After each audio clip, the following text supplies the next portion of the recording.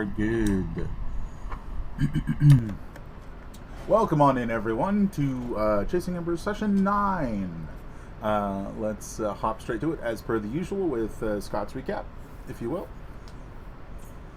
Right, well, last time, having travelled over the mountain, they found the area rising in heat as they travelled onwards. With the shimmering areas being seen up ahead, they hear the words, I should have known that wouldn't have been enough, leading to the party being attacked by several golden flame adherents and a mirage of their matron. Over the battle, the matron downs several party members a few times, summons even more of her adherents, and whenever her form is defeated, she uses one of the adherents to take over their form and carry on battling. Eventually, she runs out of adherents to keep on going, and the mirage of the matron is defeated for now. The battle was tough on the party, with several members being healed back from the brink of death as the battle went on, so they find a suitable place to rest and heal. And this is where we return to the party, tending to their wounds after over a long rest following their narrow victory, having made it to the far side of the mountain on their current task to retrieve the stolen beacon of unending flame from the Order of Consuming Flame. Fantastic. So, as you guys are all pretty heavily injured and you're settling down, you guys just walked another hour to sort of get distance from where the encounter occurred.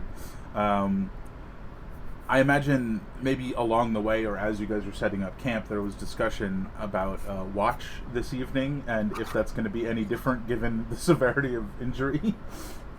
Although I think most of you guys got at least a little healing at the end. Yeah. Though it may not have been significant, as it were. You didn't fully heal or anything. You just got some little dabs of healing, as it were. Band-aid. Magical Band-Aids. Yes.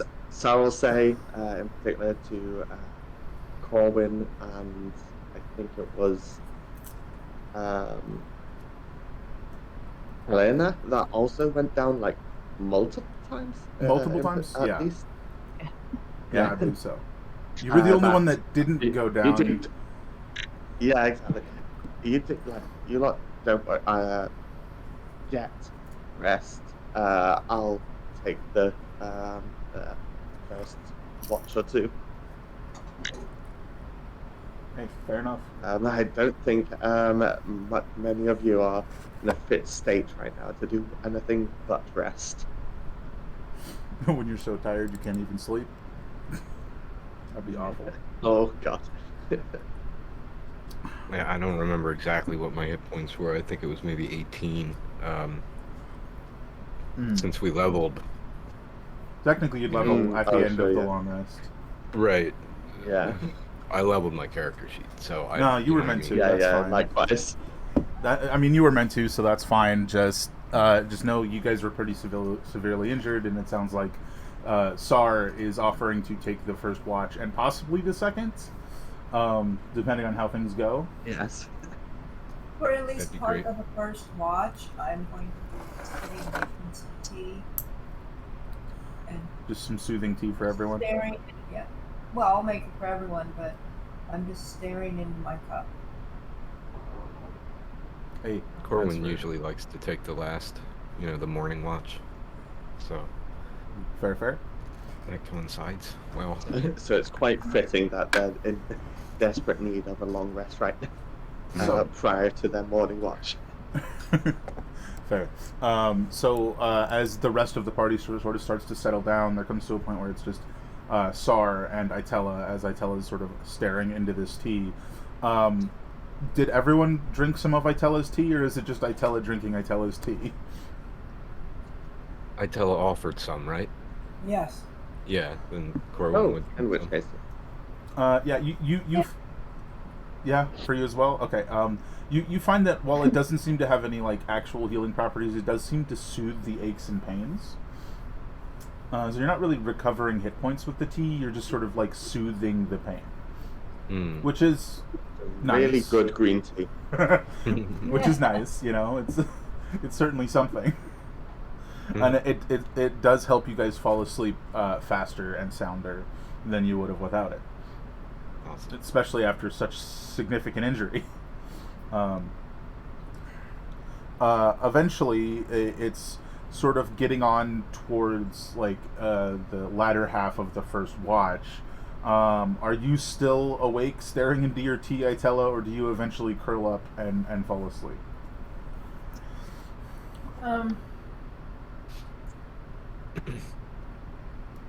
To be honest, part of me doesn't want to sleep because I don't want to have the dreams, but I know that I have to sleep. Is this something you express, even just out loud, like, oh, I gotta sleep, and then you just lay down very reluctantly? You know, I'm laying there, but I don't know if I'm asleep yet. Sweet dreams. Fair enough, roll me a d20. And thus, from Sal's perspective as well, they might as well be asleep because they're Yeah, just sort of laying there. They look asleep. Mm-hmm. Did you say you needed a 20? Just roll a flat d20. Oh, okay. You don't generally do insight checks on party members trying to sleep. Yeah, sure. Unless you suspect them of not trying to sleep. Well, I guess the question is, what does Itella think would be more advantageous in this situation, sleeping or not sleeping? Well, he knows he has to sleep. I'd say you start to drift off and fall asleep towards the latter half of the first watch. Yeah. At some point between Itella sort of like rolling over and laying down, and just like teacup, just like within arm's reach, right? Sar, as you're looking up at the stars, this strange feeling washes over you, almost as if for the first time they're looking back.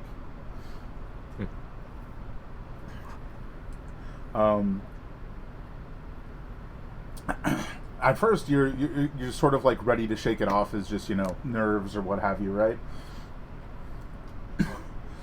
But eventually, with like a sharp pain like coursing through your mind, a voice speaks.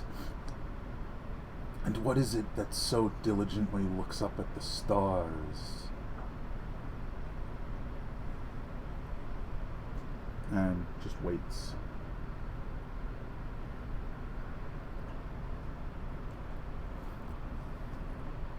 Sal start off by just thinking rather than saying.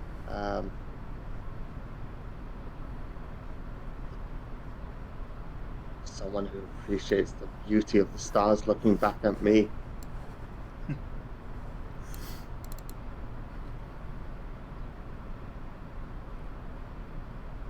Is there something you look for in the heavens above you? Or merely a fascination with all that sparkles in the dark?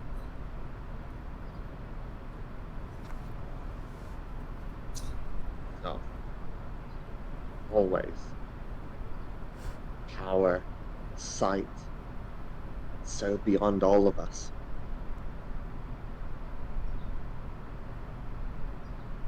I could give you that, if you give it in return. Sight, power. Is that something you would like?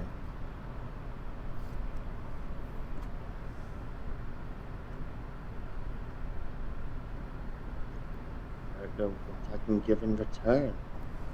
I just do things in this little corner of my tiny area. You would offer new perspective. I would see through your eyes. A new thing for one such as myself.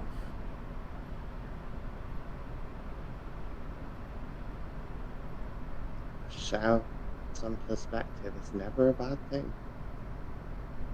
If more people around here shared their perspectives with those beneath them, be a different world.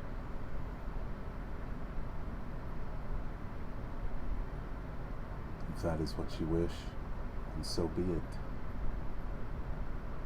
I am the seeker.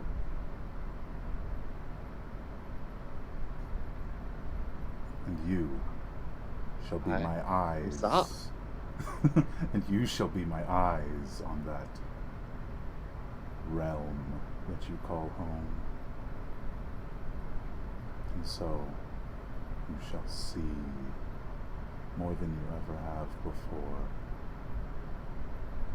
There's this distinct pop as a moth flies into the dimming campfire, and it snaps you away from the focus of the discussion with this being. As you look over to the fire, you come to realize that you can see more clearly.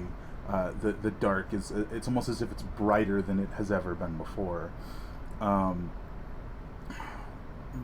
But you're really unsure. You kind of look back up into the sky and you're like, it's a pretty full moon. It's probably just that. Was that even real? What just happened? What was in that tea? Staring off into the dark too long, flick your head and your pupils don't have time to dilate or contract, rather. Yeah. Maybe I just took one too many hits to the head. I'm not really sure. But My mana's running a bit low.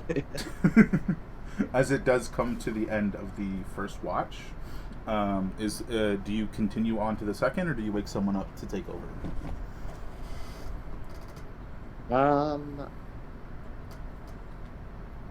Okay. I'm going to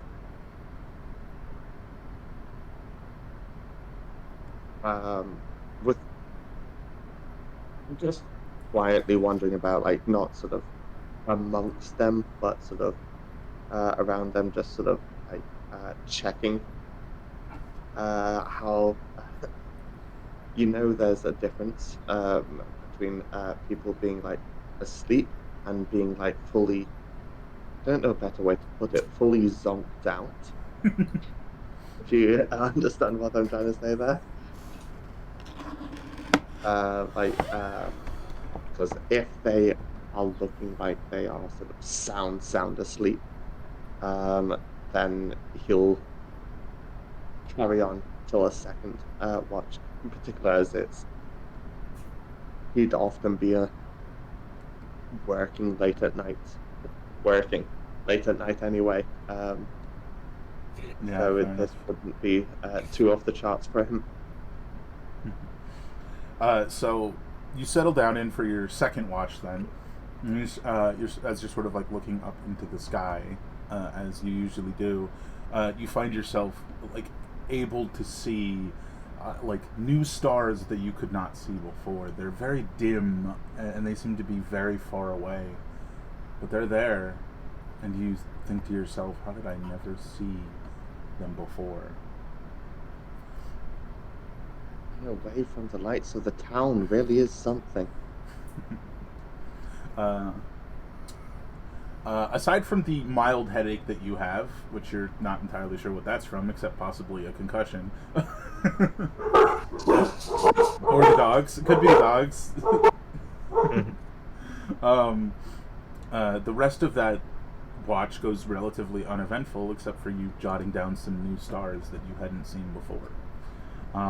One of the like distant, dim constellations almost seems to be in the shape of an eye trained upon you. I'm not sure if it's you or probably the world itself, but you might just be personifying something that you shouldn't. So as the second watch contest, right? Like you just have a staring contest with the stars. So as that watch does come to a close, my question is, like, normally I think it would be Itella that would have taken that watch, but Itella did fall asleep last, so you probably just took over her watch, or his watch for that one. Now would be Helena's watch. If you wanted to wake her up, you could. Yeah, so I'm gonna go over and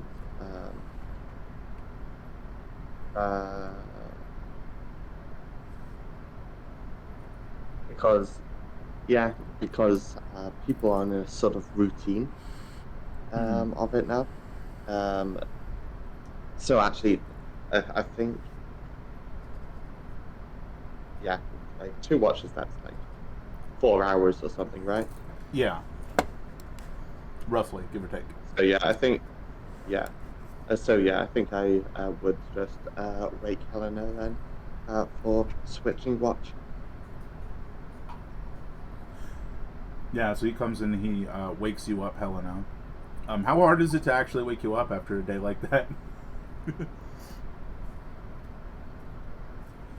Oh, I think you're muted. I feel like it would be slightly harder, but she would also be used to waking up around that time. Hey, you're kind of groggy. Or You're like, sleepy. oh yeah, it's time to get up, isn't it? Yeah.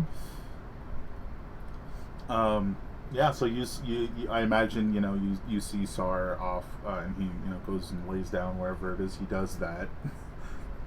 And you take up watch. I assume there'll be a little bit of anything happen. No, nothing. Great stars, though. Good night. Fair. Yeah. So Helena, as you sort of settle down for your watch, do you do your normal routine of like checking out the tube that you've got, this metallic tube, and sort of make sure that it's all set and ready for whatever testing whenever you end up doing that? Do you think you do that this evening? Yeah. Yeah, so since you're making a what do you call it? You're like reviewing your work, as it were. Go ahead and give me Tinker's Tools with Wisdom.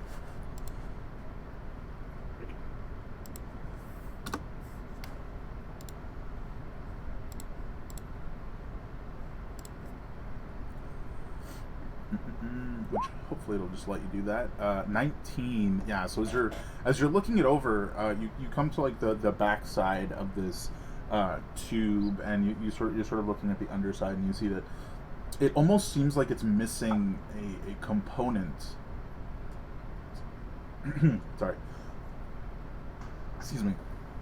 It almost seems like it's missing a component towards the back end of the tube, and the only place that you've seen such a thing, like a tube like this, is beyond the scorched wood walls. So you think whatever's missing, you might have a chance of finding it there, but not fully knowing what it is that's missing, you're not sure you could recreate it yourself.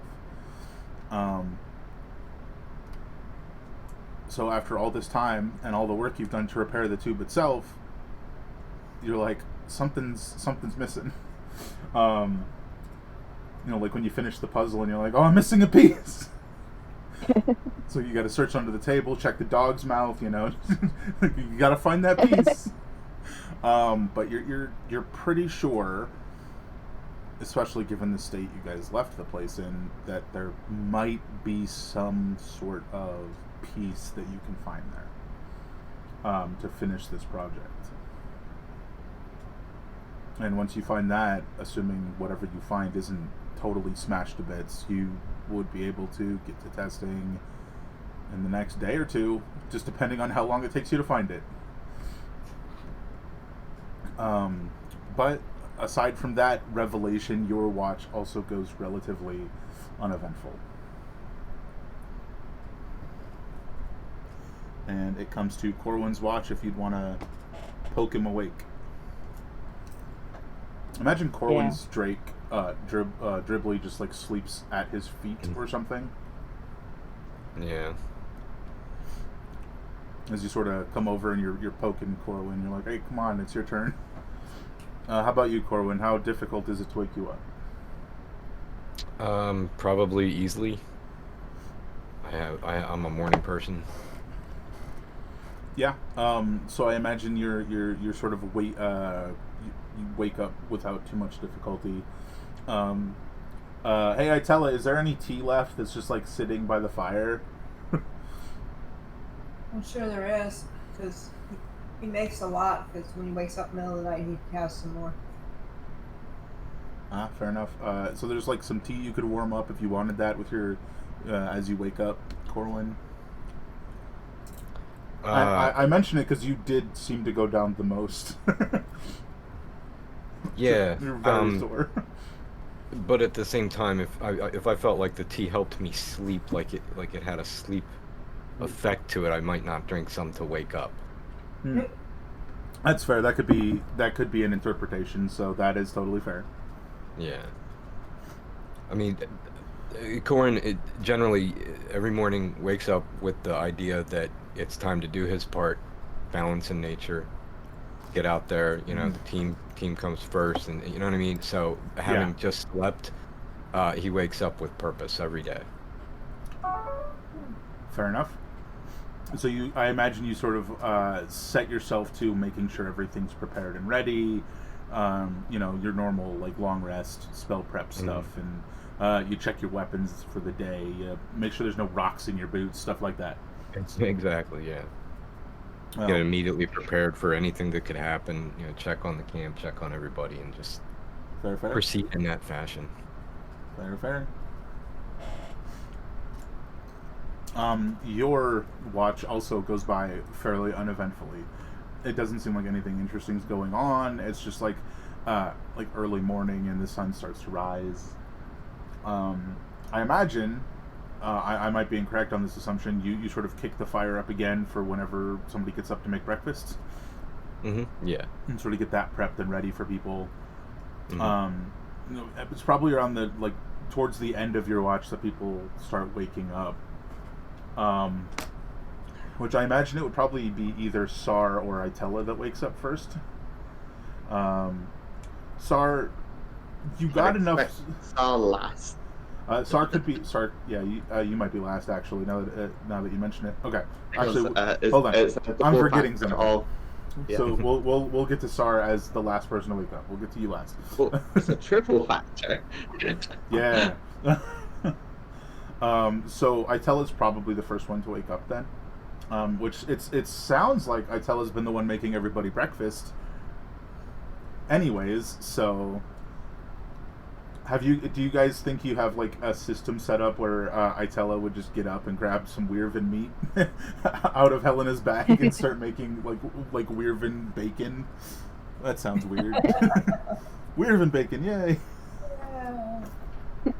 Or some such thing, right? Well, the first words out of my mouth are, "Why didn't I get waken up for watch?" Is it my turn? The sun is up. So probably not. Probably not. In a manner of speaking. in a way, it's your turn to wake up. No, you like sit up. You're like groggy. You say that, and you look over at Corwin, who's clearly been on his watch for a few hours or for like an hour or two. You're like, why did I get woken up?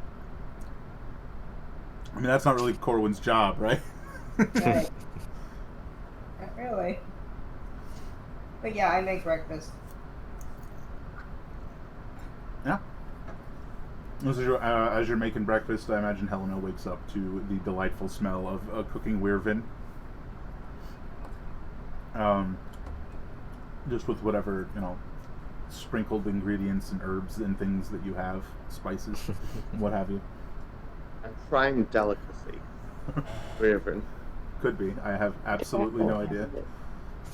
I imagine it'd be like lizard adjacent, right? Not that I've ever eaten a lizard. Like, snake and thing is supposed to taste like chicken, but Weirvin is going to be Imagine something that is going to be rarer that you get to eat the meat of.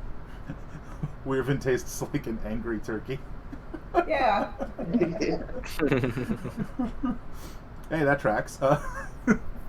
Eventually, Sar, as you're sort of like in the final minutes of your sleep, you're sort of a bit fitful, as it almost seems as if something is settling into your mind, something foreign yet familiar, and it's almost as if you can see before you even open your eyes, as you're sort of like seeing out and around you.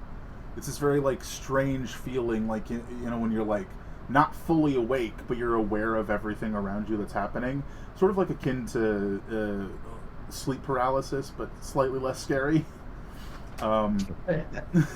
But only slightly, as you sort of like hear the crackling of the meat on the fire, and you're sort of aware of the movements of everyone around you, and you feel as if you can see them, but like shrouded through like a mist. This the same voice that spoke to you last night. It doesn't like speak to you so much as like you feel the thoughts, which come in the form of, shall we embrace this new perspective? And then your eyes snap open.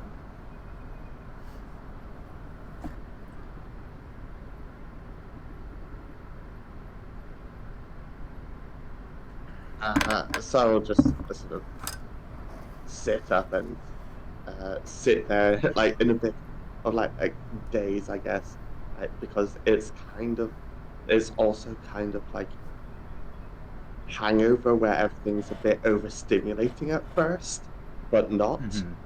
For sure. Just like, what parts of this was just due to the exertion of the fight yesterday? Did you What parts spike of my it, tea? like- Yeah. And so, yeah, and looks up to well, now the sky. Maybe it's even overcast or something, or even just the blue sky. And just not necessarily seeing anything, but looking at the same spot and thinking back to stars and whatnot. No, I think as you're sort of like scanning the sky, there's like this half moment where you're almost certain you can see that like eye-shaped constellation, and then a cloud passes and it's gone.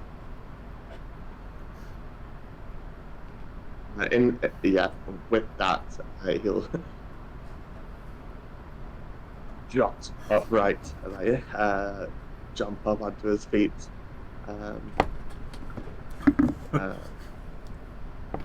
Because he's very surprising. And wait, what was that? Like, what is real? What is not? I don't even know what's real anymore.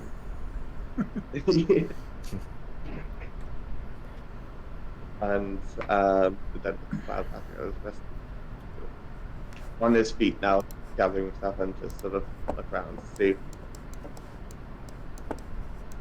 what everyone else is doing. Like, give his eyes a good rub. Because he never wakes up this quickly in the morning. Corwin would say, "Good morning, Starman," because he's gonna start calling him Starman from now on. Sar the He's Starman. Yeah, he's been noticing all the correlations. He's watching the stars. He's turning into stars. You know, he's just gonna start calling him Starman. You might have noticed in some of the fights and some of the like rests and whatnot, him pulling out like a constellation map for casting spells or just working on looking at things. Like your guiding bolt is actually more like a shooting star. You know, I imagine. That would work. Yeah. Is your map, was it a scroll case, did you say? I don't actually remember. It's a scroll. Yeah, scroll. So it's like a scroll case, and you pull the scroll out of the case and unfurl it, and it's like the map. I imagine. It's not even as fancy as a case. It's just like a loose scroll. Yeah. Fair. Well, when she sees him jump off, I'm sorry. When I see him jump out, I just say, "You need to eat well. We have another full day of travel." Good morning, Starman. Eat well. Just shoves like a This- pound this of weird sounds meat in your face. Just sort of processing. And then I hand him a cup of hot tea and say, "Morning tea. Mom almost said it woke you up." Great. Thank you. I think I need it. I have to Uh, ask. So, is this tea something that wakes you up because it's like a stimulant, like caffeine or what have you, or is it something that wakes you up because it's like spicy, or both? Just spicy caffeine in the morning. Yeah, kind of both. Yeah. Constitution saving throw. So I do think it's like a bit of a like startling thing It's as a you sip jolt. it down. It's like oh. So it wakes you up and then it wakes you up. Yeah. So it's cinnamon tea, right? Like with like a lot of cinnamon and not very much Yeah. sugar. Yeah. Yeah. Fantastic. So it's a bit of a jolt. You guys have noticed, I think, over like the last 3 or so weeks since you guys started traveling together. Has it been that long? I'm bad with time. Since you guys started traveling together, It's been about 2.5, yeah. 2.5. Yeah. Not Sarah. Excuse me. I tell her he's been making more and more teas. Not only has the amount of tea, but the variety has been increasing. Yes, especially since I found out we were going back. Mm-hmm. Yeah. So Who was it that noticed this, by the way? I think all of you did. Okay. Because I think it goes from Itella would make himself tea before he went to bed, and then he's making all of you tea, and then it's a new type of tea that soothes the pain, and then it's like the morning tea, and so that's like at least 3 different teas made with enough made for everyone as opposed to just for himself. But yeah, you guys from here can start heading towards the Scorched Wood Wall. You guys will be getting there like midday tomorrow if you guys leave now. So you're relatively close. Well, compared to where we started from. That's true. That's true.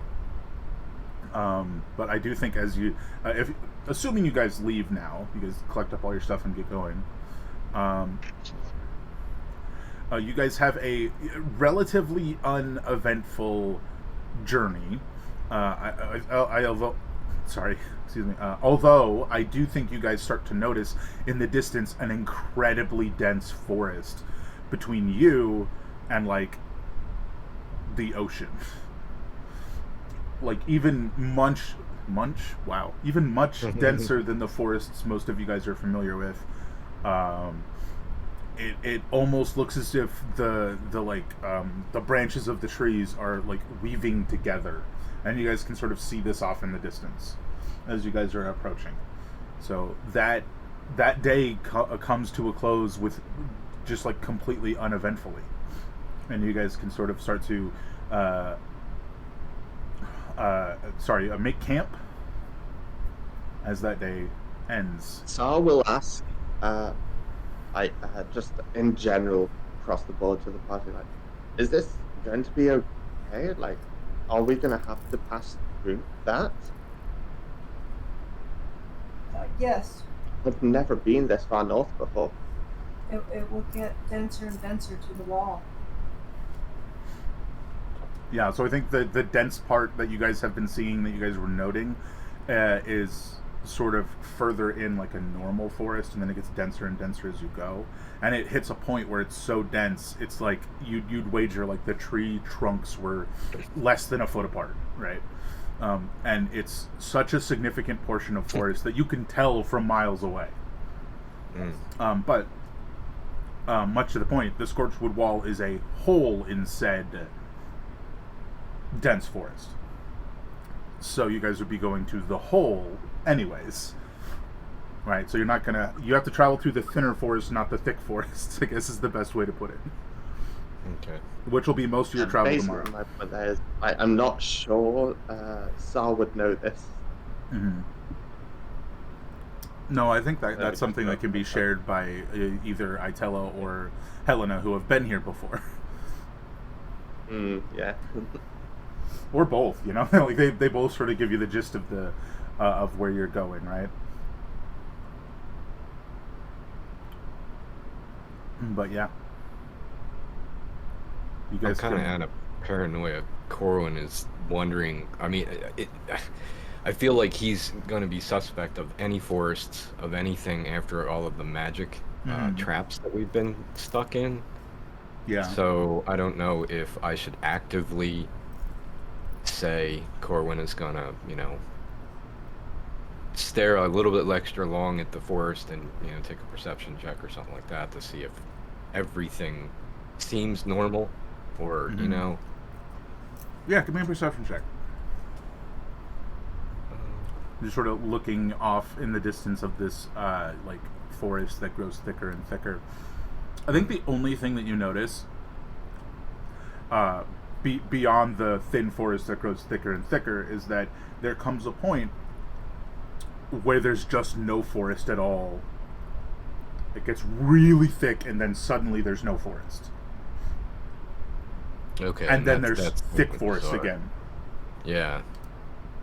And I guess Corwin would have no idea about the wall, though, so that's interesting to him. I think he would just keep that to himself. Aside from the fact that people keep calling it the Scorched Wood Wall, like that's the name the employer gave it and everything, so...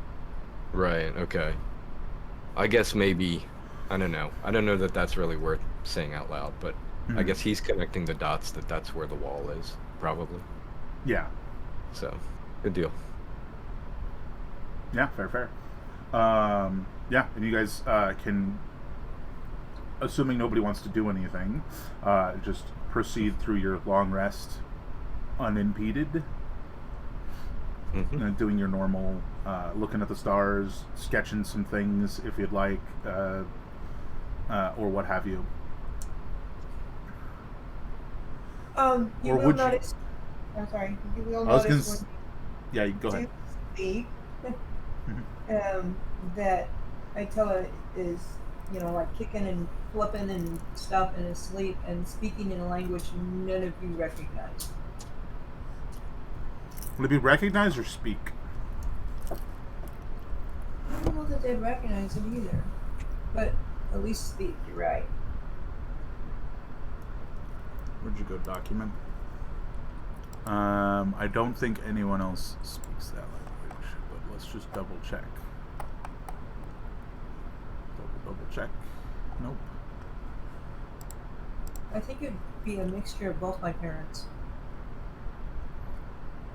Well, I still think that's going to be a nope.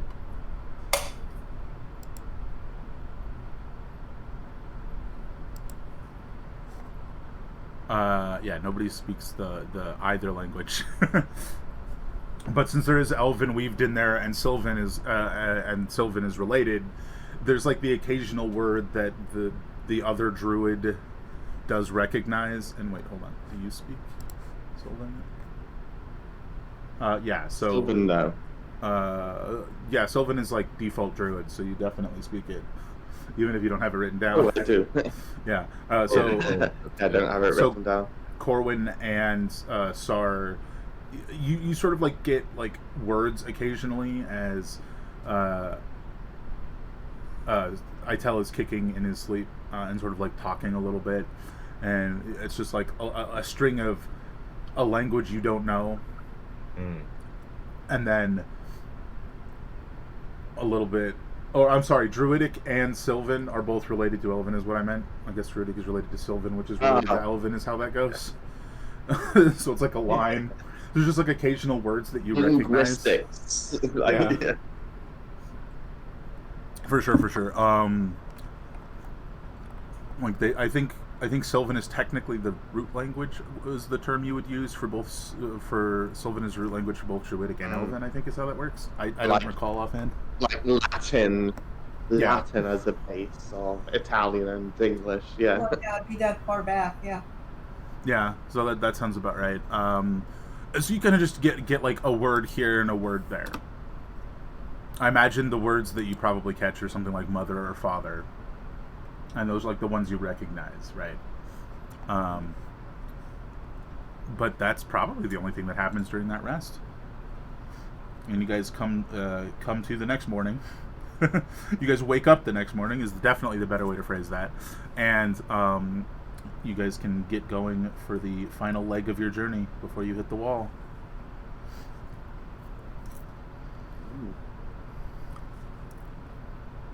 And you're all relatively certain you'll get there today. I just say not far now. Nice. Mm-hmm. So, with heading off, and with Atella mentioning that, so what should we expect when we get there? Like, is it going to be safe? Are we going to have to defend ourselves? Like, what is at or beyond this wall? I can sort of answer that for you if you like. Okay. Most of the creatures that live beyond the wall are fairly docile. There are some like giant wasps and things, but if you leave them alone, they usually leave you alone.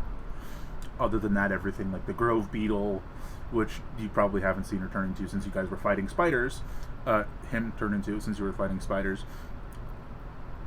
Everything's pretty docile, and it'll just not care that you're there unless you like run at it, you know, like a kid running to pet a dog and the dog's like kind of like that. Leave it alone. It'll probably leave you alone. Don't corner anything or it will retaliate. Most of the stuff beyond the wall is very docile, very calm. As for the wall itself, well, it's just a destroyed section of dense forest. There shouldn't be anything hostile there until the people you're after get there. So there you go. But with that, I imagine you guys are probably traveling for about half the day, assuming that nothing occurs. As in, nothing you want to do, is what I meant to say.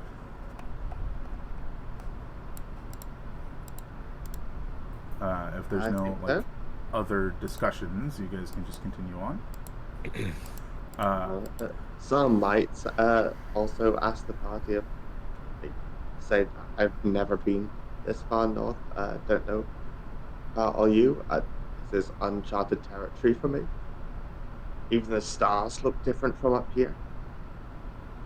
We do? Yeah. There seems to be just so many more. I guess it's further away from the towns, and like there's a slight shift in some of them too. I mean, you wouldn't notice unless you were recording them like me, but it's really nice.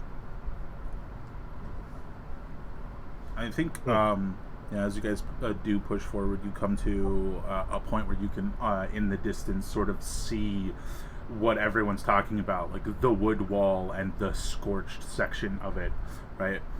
It is a massive, just line of trees. So, let me reverse in this description a little bit. So you guys are traveling through a forest, and then at the edge of that forest, there's just like a plain that's like 100 feet of like plains, you know, empty area, and then there's this super dense wall of trees that have their trunks practically touching. The first thing that you're going to notice, Corwin, is actually Sar as well. There's almost no chance trees grew like this naturally. But I think one thing you do notice as well, Itella, is like the path that was actually burned through, like down to ash. So the actual hole in the wall, the ground along the path has started to regrow with like grass and little bushes and stuff. which, sort of makes you feel a little bit better about the whole situation as you guys are approaching the wall. And for no other reason than context, I'm going to pull you guys to the actual wall here. You guys can sort of see what we're talking about. So we're actually at the wall where there's a hole in the wall. Mm-hmm. Yeah. Okay. So you should be able to see it right now. It is a wall of trees that are super, like, almost touching next to each other, to the point where, like, none of you could squeeze through. Like, a creature even smaller than you guys probably couldn't squeeze through. Like, mice might struggle, Like, Right. they're like practically touching. The trees themselves, like, woven together.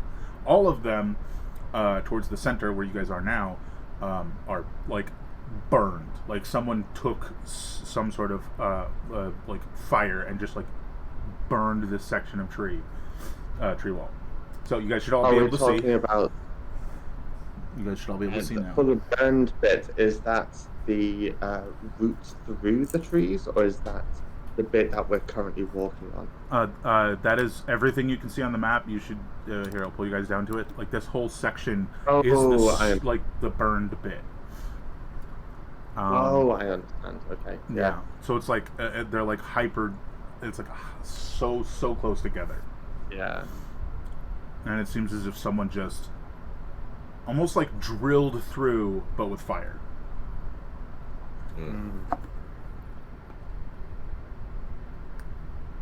Can I do a scan to see if there's any enemies in the area? Yeah, give me a perception check. And as you guys approach, I think there was something Itella wanted to do. Got it out of the way. I think I'll do the same. I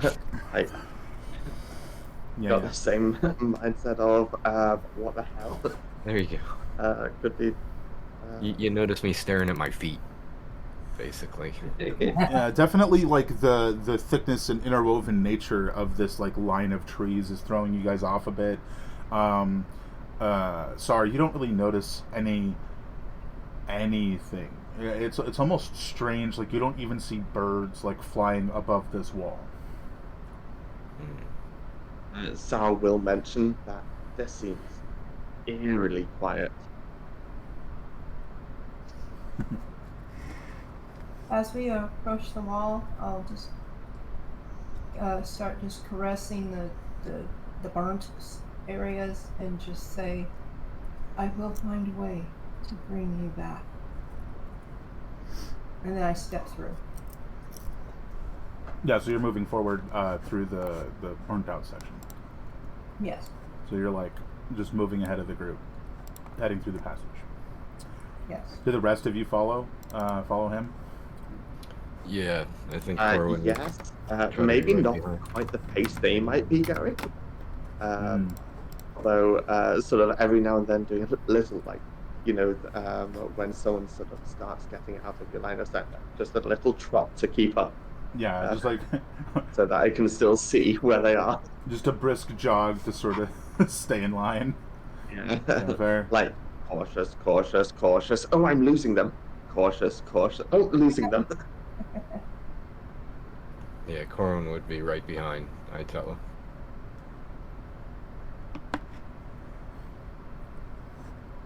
Yes. Within a reasonable distance, not necessarily immediately behind her, so that when he stops, I bump into him. You know what I mean? But basically, as soon as he enters the portal, Corwin would immediately feel like, okay, here we go. There's a portal. Less a portal, more a passage, but sure. Yeah, Sometimes it can be both. sort of, burrowed through, if you will, burrowed through the trees. Yeah. What's up? No? Okay. You guys can just pass on through. I'll probably leave you guys on this map for the time being. And sort of grab everybody and stick them on the other side. Yeah, so as you guys come to the other side, I guess there's a few ways you guys can go about this. You know that somebody you guys need to fight to get a thing is coming to this wall. But Itella, you've got some unfinished business you'd like to do. How would you guys like to communicate this situation to each other? on the other side, I mean, Wait. Corwin would be focused on the safety, so, still scanning the area and whatnot. If I tell her to just continue to keep going, Oh, you know I what? think Corwin would say, hang up, let's talk. I think that we might need to have a flashback, because weren't you supposed to have a conversation with them, Itella, at the last rest? Oh no, we can do it now. This is fine. Yeah, so you guys come to this side of the wall, and then Itella, you turn to speak to them?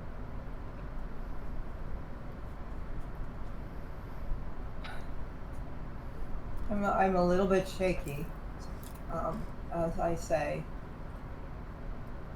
Imagine your worst nightmares coming true, but they didn't happen to you, just the ones you loved. The group you've always called family, they're gone. And you couldn't stop it, and no matter how hard you try, every night you relive it in your dreams. Now we have to go back and stop this evil that's coming, that's even more horrible. There were 25 of us here in our village. There were 20 survivors on that ship that crashed here, and a few descendants. I turn around and look around, and then I turn back around to face you all. I never really felt like I fit in with them, but I still miss them. My mother was the alchemist. She blended teas and chemicals together to make brews that healed wounds and cured illness. My father, the only dwarf in the group, fixed things too. He was the ship's bosun. But on land, he became the builder. He built a whole village, including the village center, a building made from the remnants of our ship, their ship. It was him that I saw fighting bravely at the village edge, trying to stop those that were destroying. But what is one dwarf against a swarm of ironclad monsters wielding screaming tubes of fire? And then I turned to Helena, even more shaky. He took me away before I could bury them. I want to bury them while they're here. While we are here. Sorry. That's it. I start shaking really bad and just sit down for a moment. Corwin would walk up to Itella I'll and say, put his hand on his shoulder. Well, sorry. Go ahead. oh yeah, and so why you've been so late to bed? Why you've been making all that tea? I can hear my mother's voice calling from there.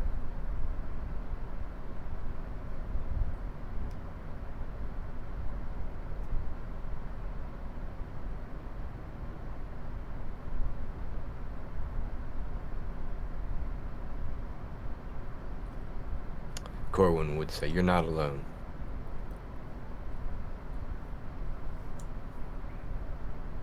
You never know what tomorrow's It's gonna strong of bring. you to come back here too. And right now, you got us.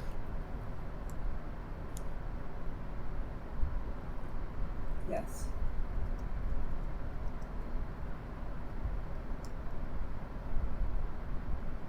Although it'll never be the same, we can make it better than it is now. That's right.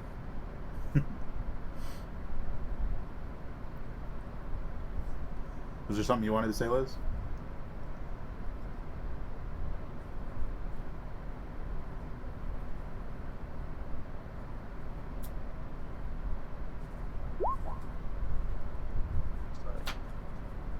I did. Odd timing. Misclick. I'm not sure if you're trying to talk and it's just not working or what, because I keep seeing you over there, Liz. But I don't hear you.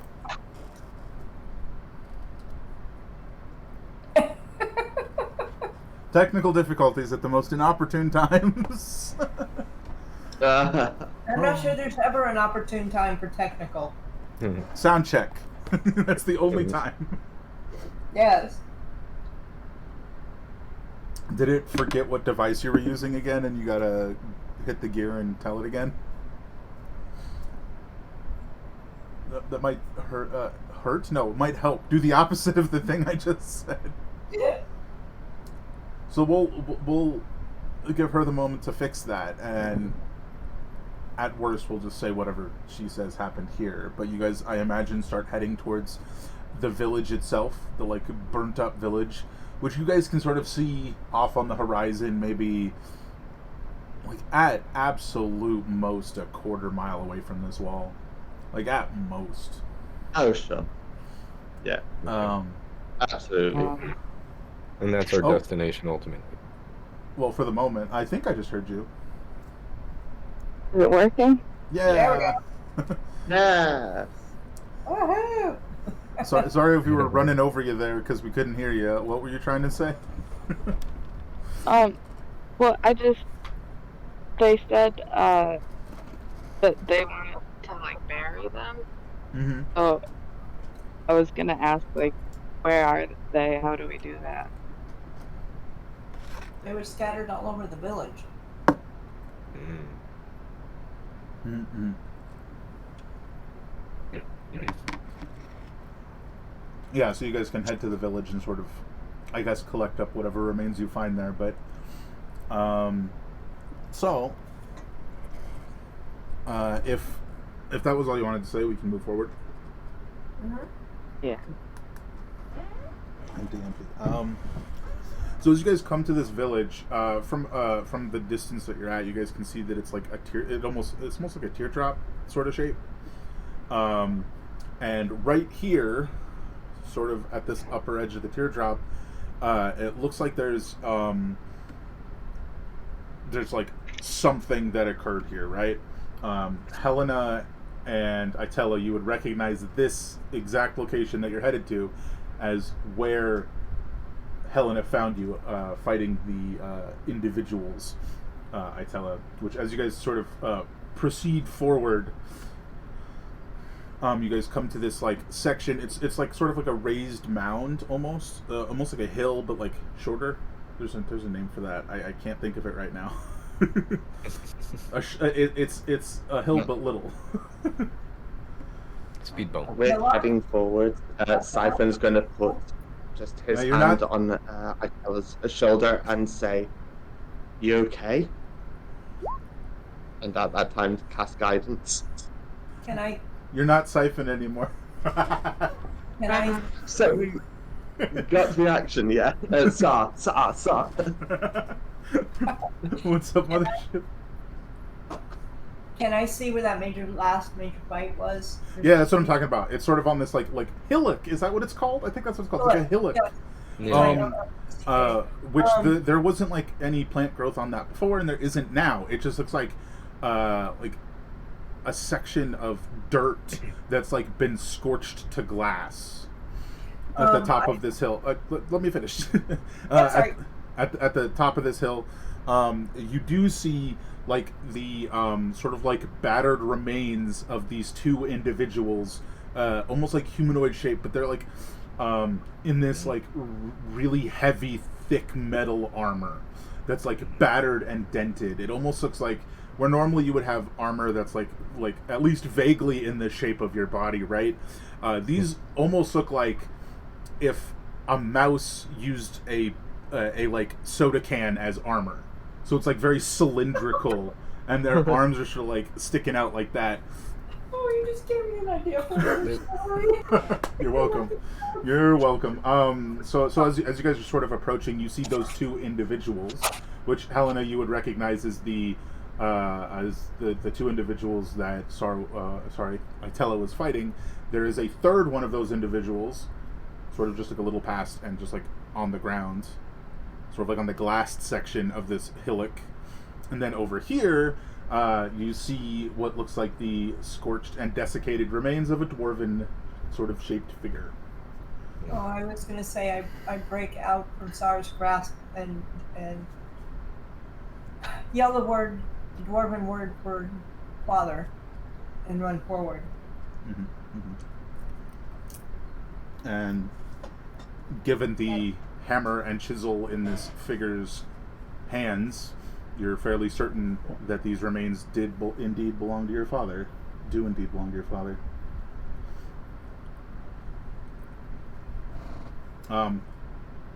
Helena, while Atella is taking this moment to mourn, you can look at those 3 bodies and see if they have the piece that you're missing, if you'd like. Corwin's going to order Dribbley to just guard the perimeter and sound an alert if anything at all moves. If there's any trouble at all. Okie dokie. Command given. Is that what you would like to do, Helena? Or would you... I think I would like... Yeah, go ahead. I think I would like stand there for a moment and just like, I don't know, be there. Mm. And then I would like go off to check. I imagine it's the moment where you guys are like all sort of here's the remains, here's Itella, and then it's like the group of you like over here sort of just standing, the 3 of you. Yeah. And then after a few moments, Helena, you sort of drift off to investigate the other 2 bodies. Yeah, why don't you, in this context, give me an investigation check as you're sort of looking at the other bodies.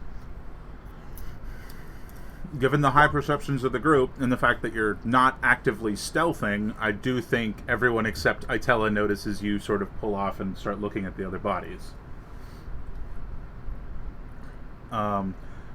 Yeah, so you do find their broken weapons, which are in the 3 different weapons of the 3 different individuals, are in various like states of, like they're broken in different ways, right?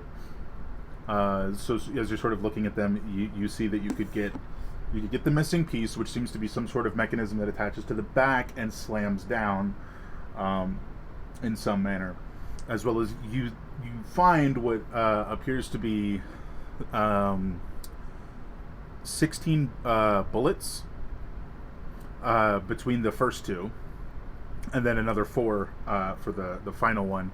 It seems as if while Itella was fighting these individuals all that time ago, he was making a specific note to smash their weapons in the process.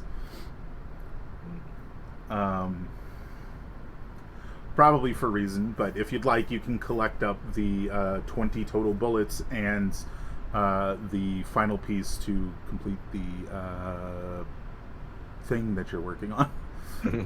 the tube, as it were. Okay. So for you over there, Itella, are you going to, I guess, twofold question, are you going to take the undamaged hammer and chisel from your father's remains and then take him to be buried? And where would you like him to be buried? With the rest, sort of like in a group? I imagine you guys actually have a cemetery, given the time. Yeah. Yes. What? The time that you guys were here, I mean. Yes. 'Cause I'm pretty sure not all the... Well, we would have buried the other people that died on the ship. Sure. So you could sort of bring his remains to the cemetery and start digging him a grave yourself, and ask the rest of the group to go look at the village for the other people? Well, first I pick up the chisel and hammer. Mm-hmm. Let's say I'm going to make good use of these, starting with your gravestone. Okay, and then I'm going to ask the others, yes, to look for remains in general, but specifically. Yeah, my mother, who should still have the locket bearing. Oh, we talked about what the locket had, right? Yeah, bearing the oh, come on, brain. A lock of her hair at my father's appeared intertwined inside it. Mm-hmm. Yeah, so you sort of ask them to go head into the village and look. Look around, yeah. Yeah. So, I mean, if you guys have no objections, you can do that as she goes and digs a grave for the next duration of time. Oh, that takes. Absolutely. Corwin would help. Before anyway. doing that, would do a perception around just to. Is this gonna be the safest thing to do? I'm sure it's fine. Yeah.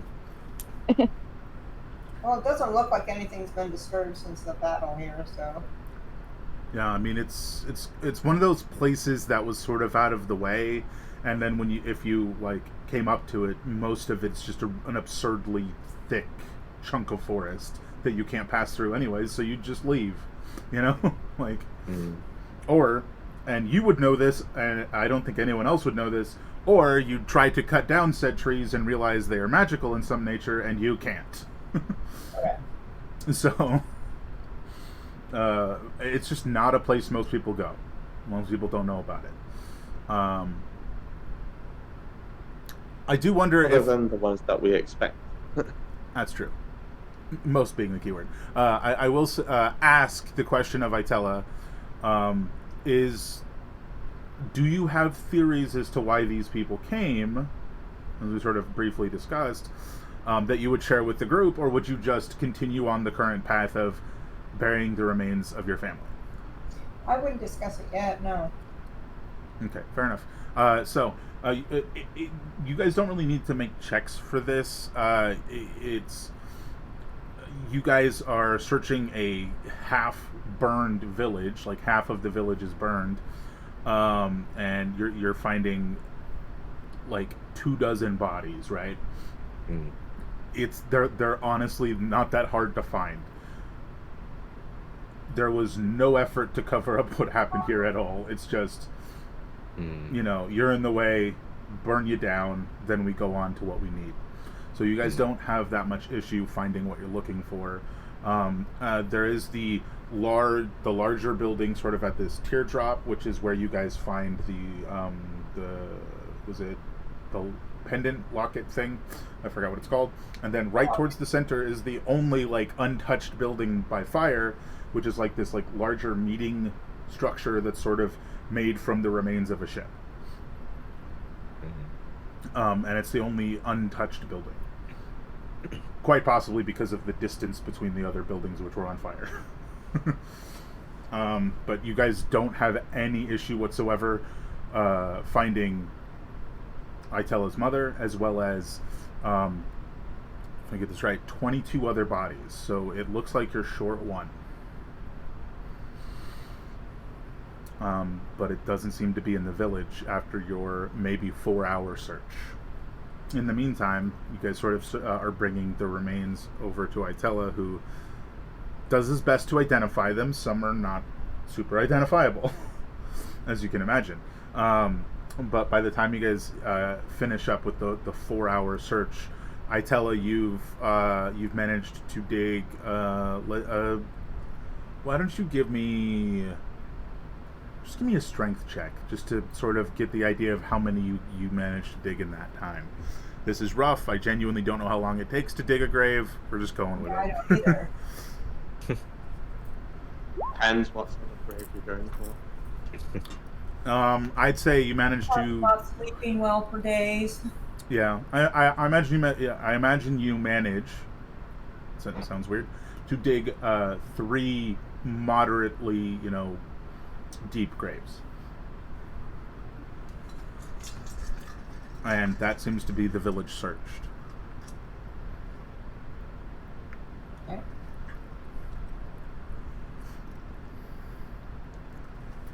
But again, there does seem to be one. I shouldn't say there seems to be one missing person. The missing person is right in front of you, digging graves. I realized the way I said that it could sound like somebody's missing. But yeah, you do seem to have located everyone, and you guys can sort of start helping him dig and bury these individuals if you'd like. Absolutely. Yeah. That Oh, hold on. Was that that I had? Oh no, it only lasts a minute. Never mind. Ignore me. Okay. Yeah. But um, the when we get back with the last of the bodies, is Itilla still looking quite determined to continue digging graves? are you? Until they're all buried, yeah. I'm gonna keep going and keep going. Bring that man In which coffee. case, Sar's going to cast Bull Strength Enhanceability on Itella. Fantastic. Oh. I don't know if I would notice him doing that either. I don't think I would. Yeah, just nose down Oh, with the spade. very Uh, focused.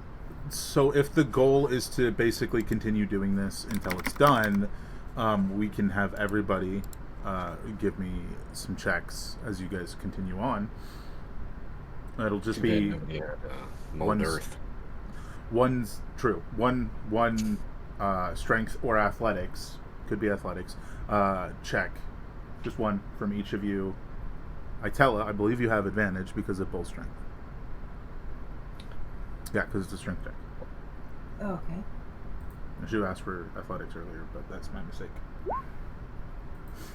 Ooh. Oh, Well, we'll Right. take that. That's just, I'm glad I did that. Yeah. and this will just sort of determine how long it takes you guys to. Dig the remaining. Remaining. I'll dig, you bury. Hey. Corwin transforms into Dig Dug.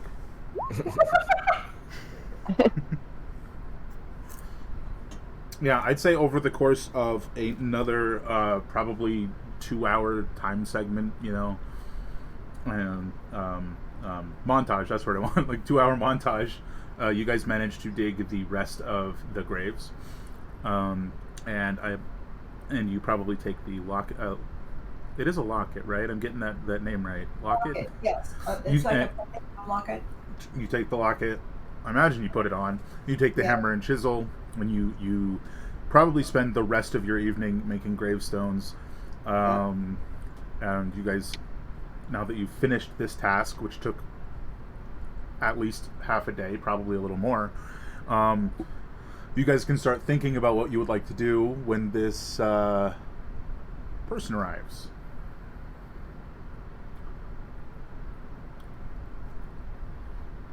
That has the character. beacon. Remind me exactly what it was it that we were expecting.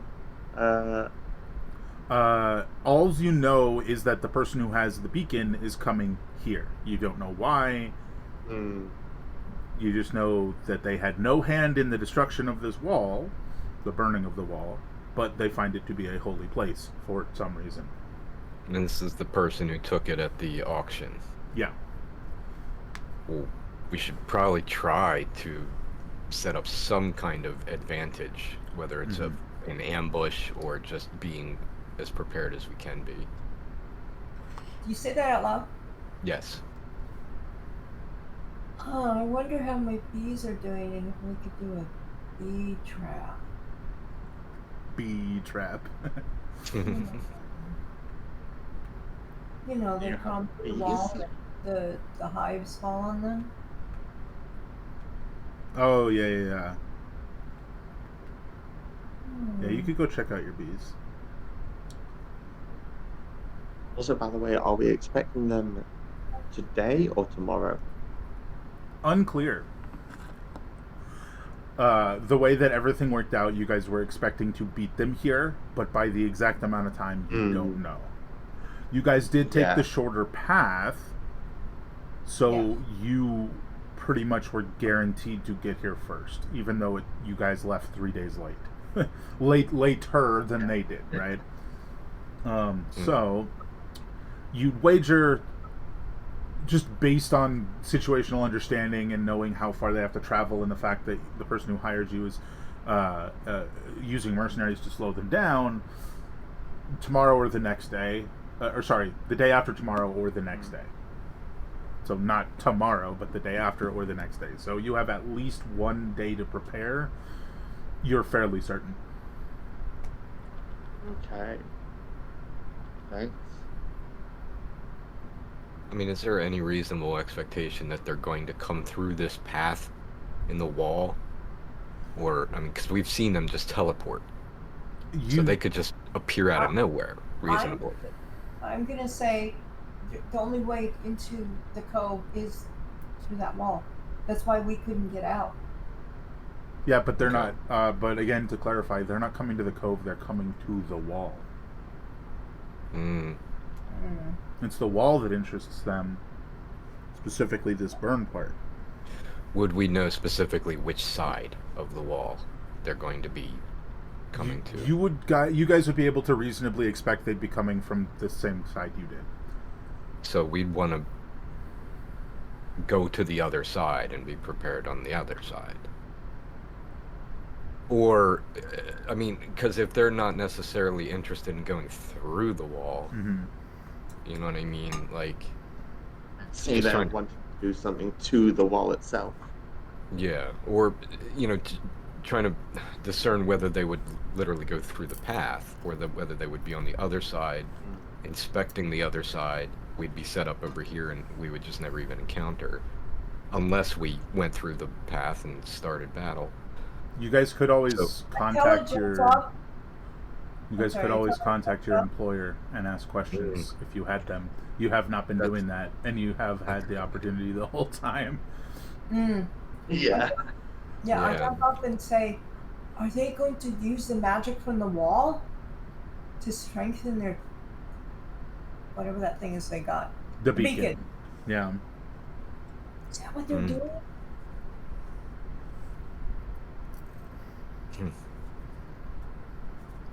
You're pretty sure it would not necessitate them coming to the other side, but it might necessitate them going in the middle of the burned part.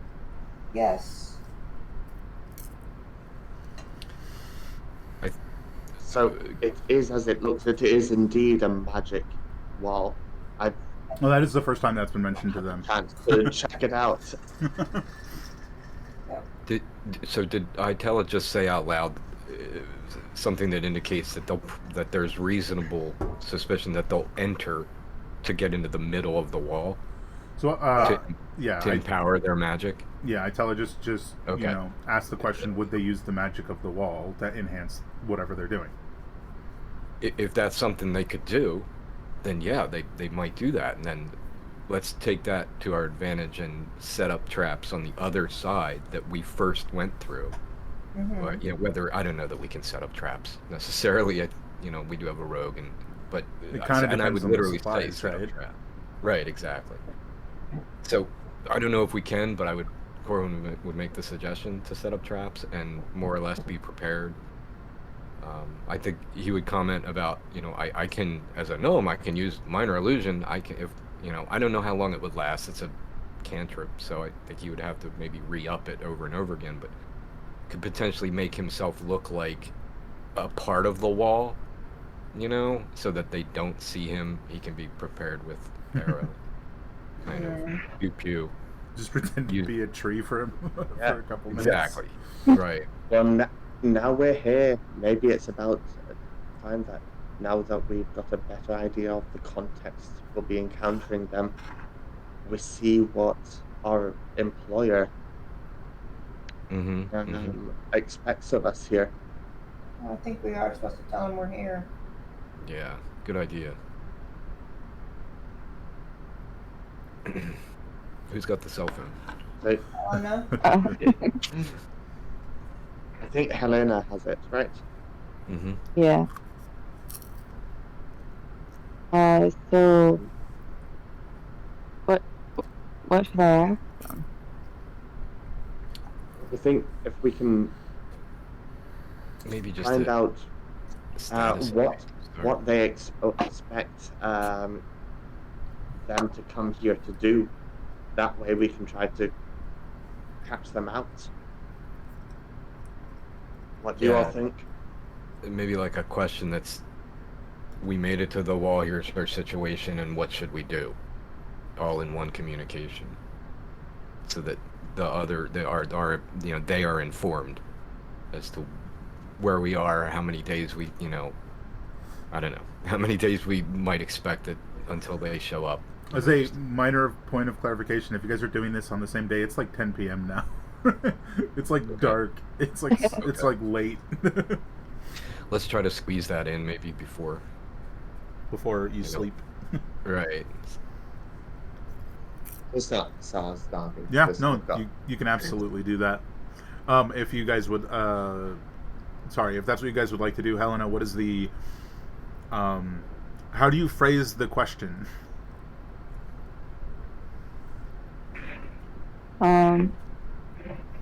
I guess I would say, we made it here.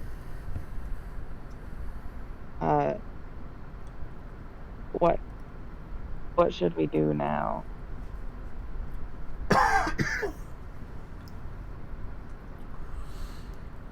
Okay. And as the response comes, are you listening for anything behind the words as you were instructed by the Mirage, or are you going to ignore that part?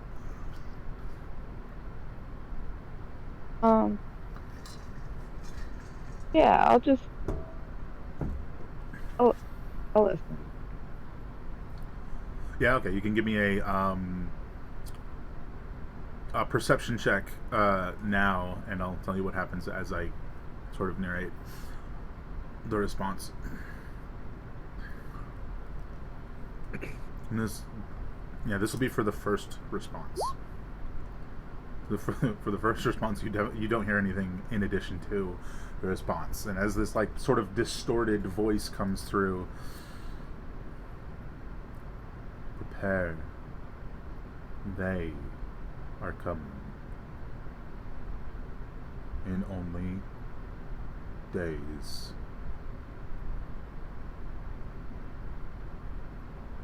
That's it. That's all you get. And so you're like, hey, what do we do? Prepare. Like, that's helpful. Right. Okay. Can we think of anything else that we could, like a more specific question? ask? Yeah. Maybe like, why So are they yes, coming, or how do we prepare? No, that's fair. You could definitely ask that. Any tips? What should we prepare? What should we prevent? What will they try to do? Things like that.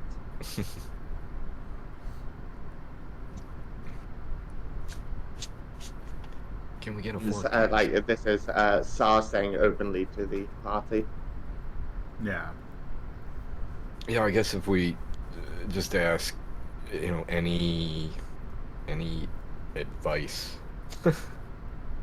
some form of that question. So that's a lot of possible things you just got thrown at you, Helena. Yeah. How is it you want to phrase the question?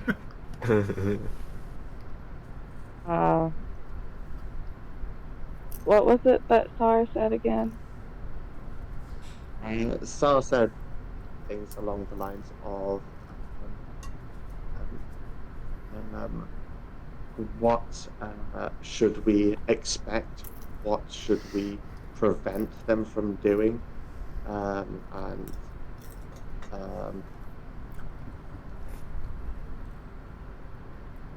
Forget the third thing that I said. So I guess she would say,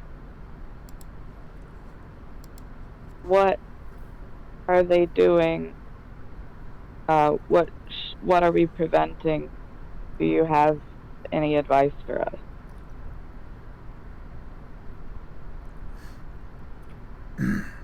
And would you like to listen again with another perception check? Yeah.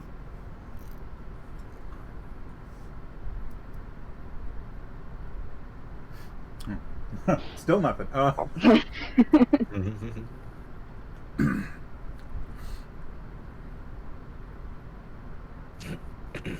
They wish to utilize the hole in the wall to form a gate.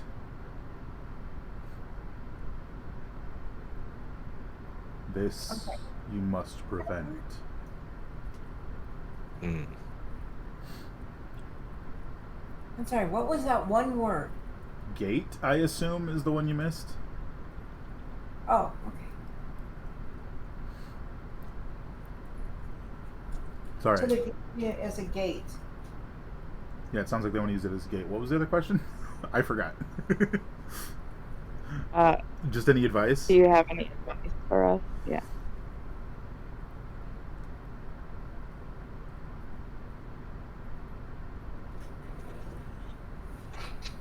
So we know that they're coming to try to open a portal, a magic portal, in the wall, using the wall.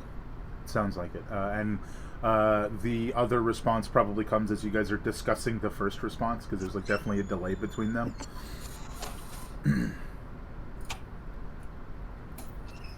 Almost lost my train of thought. I'm so sorry. That's what I was going to say. So you asked for advice. The response is, fight fire with fire and do not fail. So, you know, useful. They're very cryptic. Which, hey, that was another response, so you get a third perception.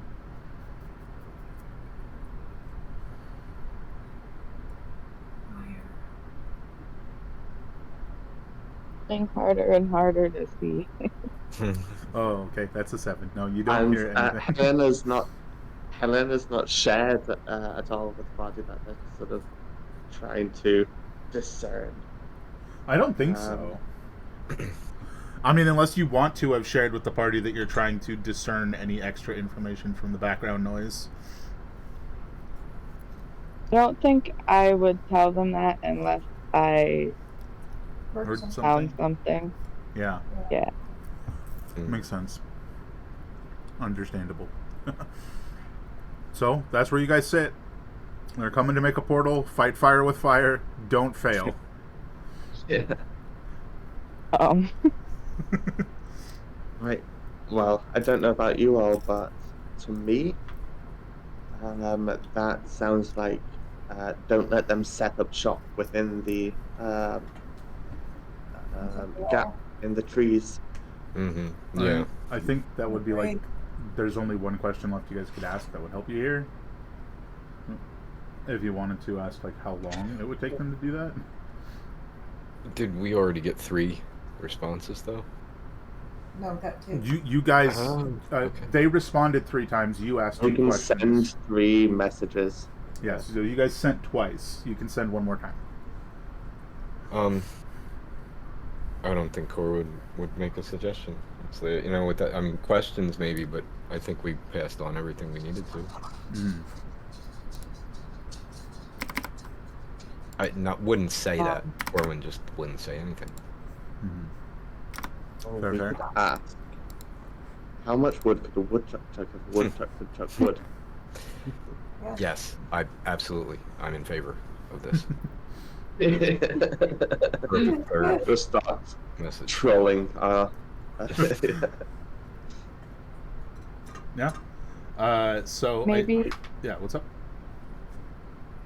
Maybe we could ask, like, how do they make the portal happen? I don't think we can get a response though, right? That's what the beacon's for. That's what they're using the beacon for. That's how I took it. Yeah. I mean, like, do they have to put it in a certain spot or, like, set up? Oh. It's their I don't problem. know. We can still send messages. On their side, they might have a different setup to just having this wee ring That's true. It wouldn't hurt to try asking and see if they, can answer 4 times or something.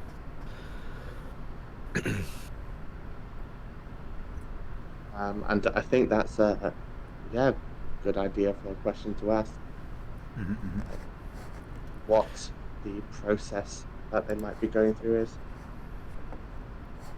How they doing it?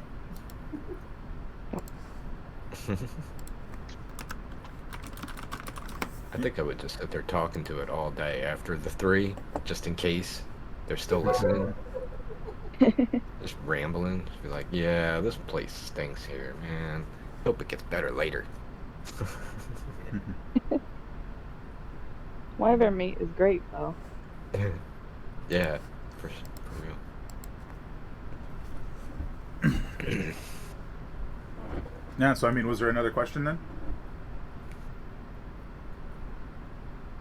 I guess we could try, like, just asking them, like, what's the whole process that they have to go through.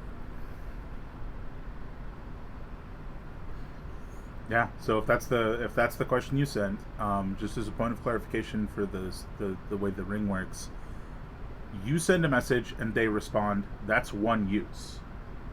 So you sending 2 messages and them responding 3 times means they sent a message of their own, which you can respond to. So you guys would get that response right now, and you could be like, okay, so hey, this. This is what happens when we never get a user's manual for these things. So you basically No one in respond. our party knows the spell message, so. Well, it's sending actually, but anyway. Or sending, sorry. Yeah. So. Oh yeah, message is the pointing one. Yeah. Yeah. So you respond with. What? How long would it take? What's the process? What's the phrasing here? Like, what process do they have to go through in order to do it? Yeah, so you can give me another perception check as you're trying to listen for extra stuff. I hope I'm paying attention this time. Oh, you're not hearing anything extra. Less than stellar rolls on that one, on all those. So the response comes and it's sort of like terse. It's like long and involved.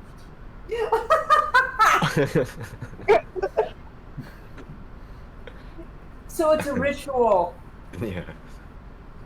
Yeah, I think it's like when someone's talking and they like stop to like imply like that's the end of that sentence. There's like this pause and then the beacon must be placed at the center. That's the whole message. Ah. So we got a guard right in the middle, or that's where they're gonna go. From the sounds of it.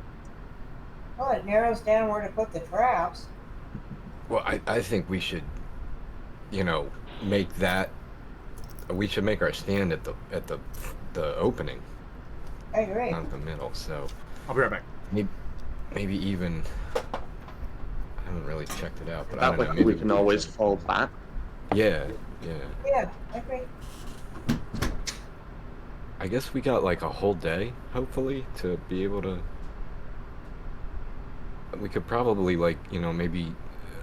Well, we can turn some of the ground into rough terrain probably just by digging, maybe. Yeah, and like if we do, I mean, yeah, but they're not going to be, because we're currently in the late evening. They're not going to be coming tonight. And Hopefully not. they can,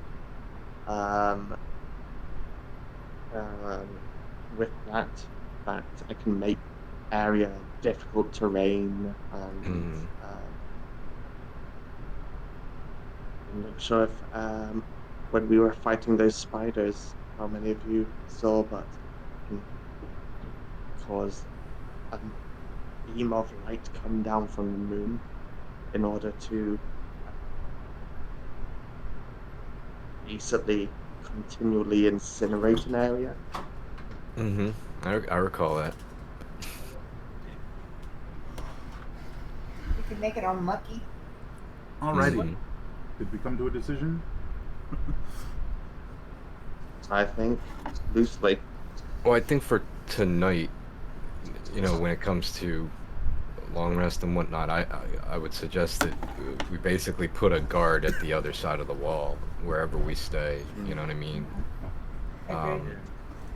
I don't know. I mean, I think maybe Corwin would even suggest, should we just camp inside the wall? Right here? Yeah. Or... Because, I mean, the village is basically burned and destroyed except for one building, right? Yeah. So there's no shelter there except for maybe the one building, but this is the priority spot, so... Also, did you guys want to visit the bees today or tomorrow? I'm probably too exhausted from the digging to go now. Mhm. Do it tomorrow morning. Okay, fair. Physically and emotionally. Definitely. Corwin's yawning. I think he's ready to get to sleep. He'll take the first, morning watch again if nobody objects. So Sar on first watch, Corwin on last. So it's Sar, Itella, Helena, Corwin. I imagine you guys are going to sort of camp out like right here so that nobody can see you guys if they're coming down. I'm not sure you can wake me up. No, And, I'm exhausted from what I did through the day, but also part of my purpose in life was to take care of that. And that's been accomplished. So are you saying out loud that you might have trouble getting woken up? Yes. And I will just say, my dreams were their bodies getting up and walking around. Now that they're buried, maybe I won't dream that way anymore. Oh, hopefully. I would suggest, I've seen Sar has this alchemist jug that he just pour some water on your head to wake you up. How about some beer to set you down tonight? Beer? Or how about mayonnaise for the Weirvin? Yeah. Mayonnaise? This is getting better and better.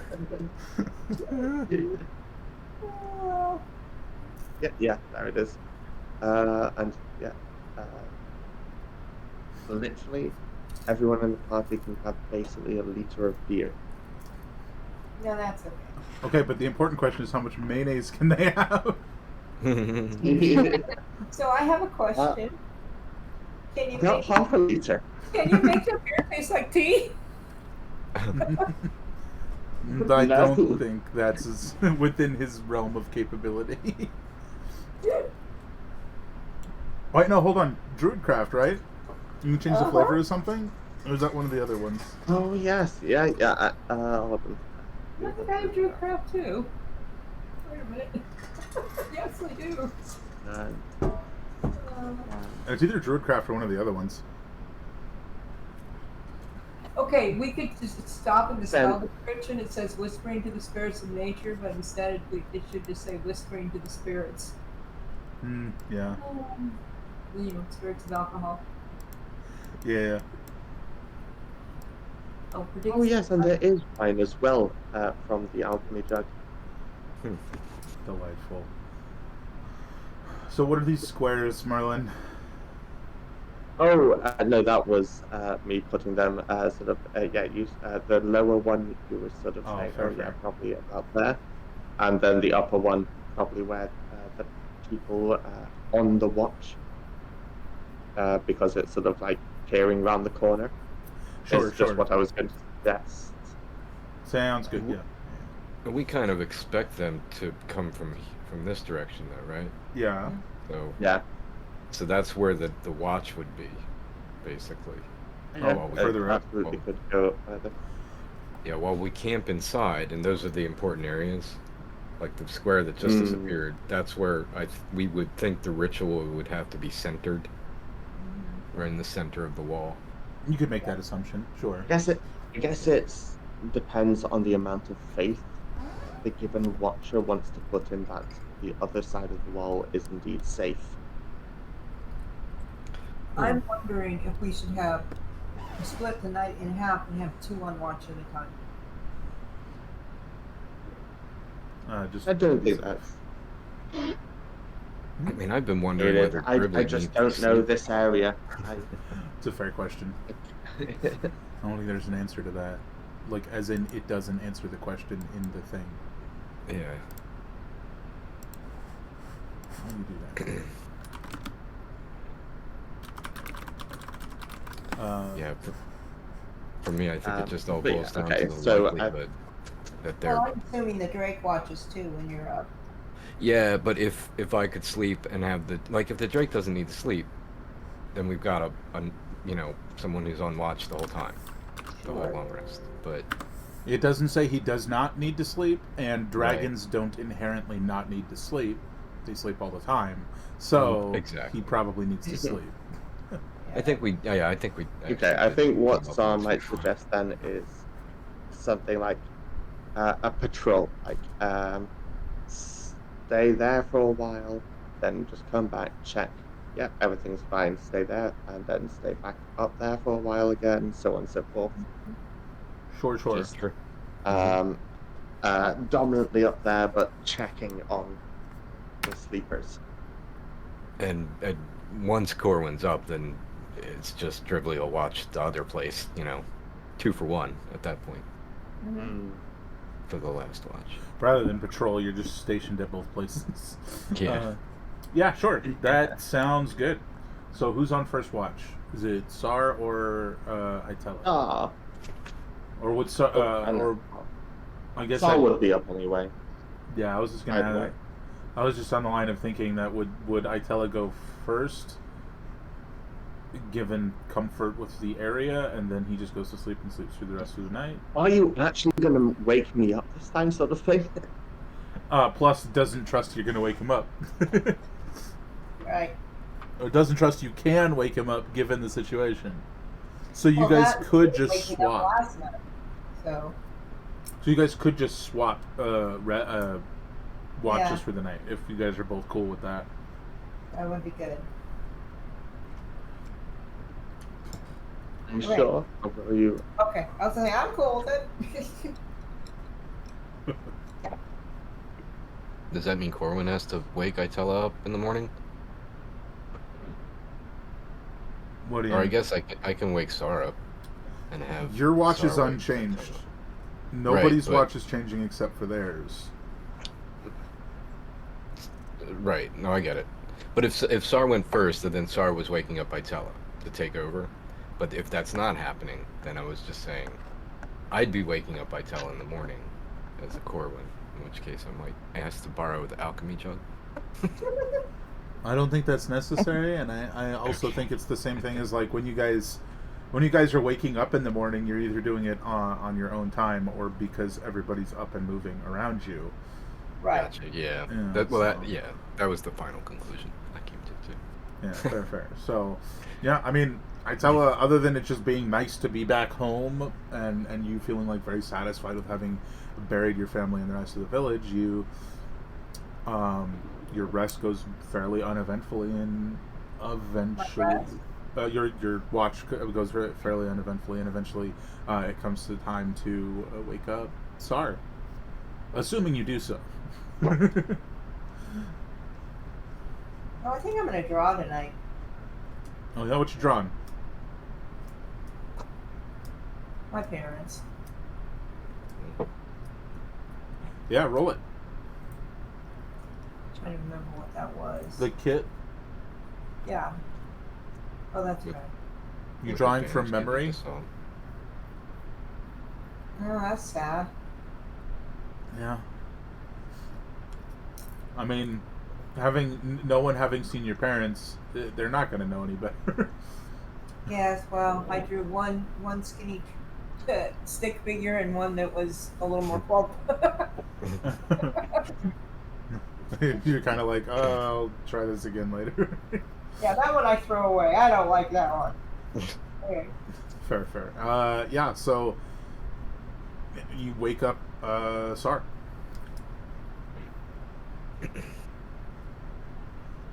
Sar.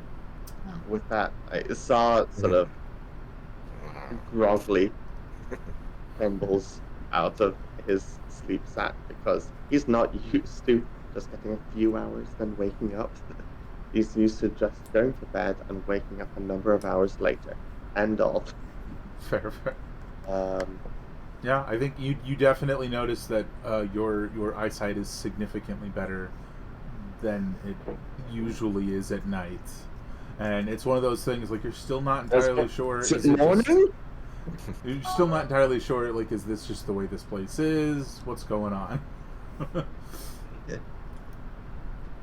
Yeah. And so, as your watch progresses, I imagine you're watching the stars. Give me a perception check. Oh yes.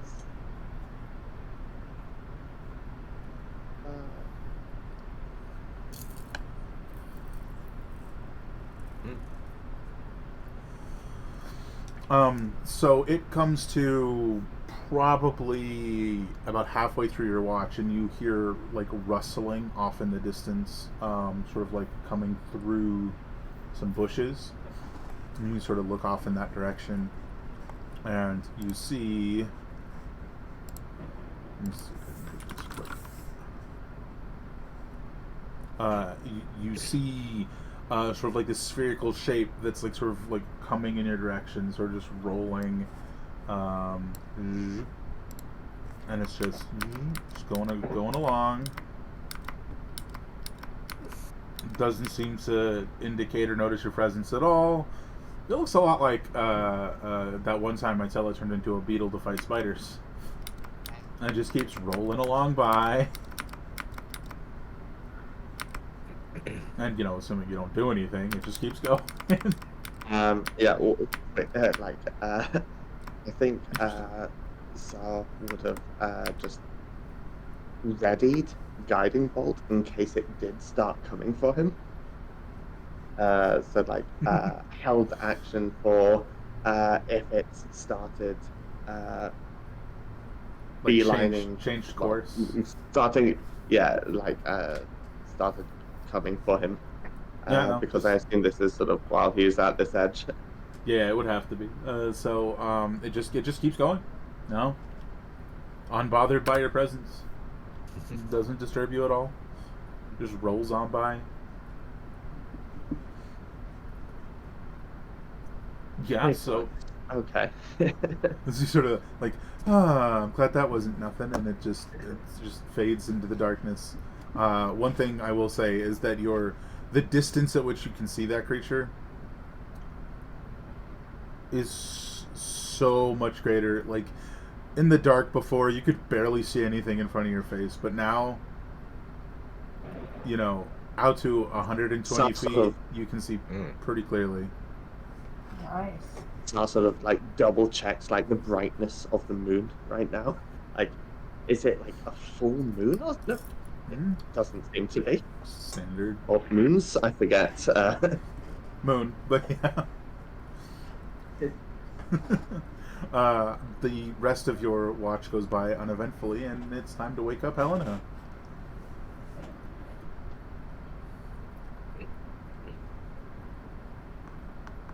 Assuming you do so. So yeah. So over. Hey. I think we don't need to worry about the bugs. I'm gonna collapse now.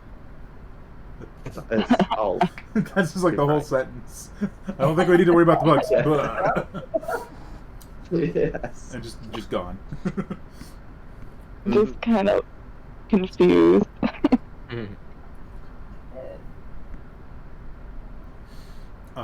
So as your watch starts, Helena, would you like to try and put those pieces together? Yeah.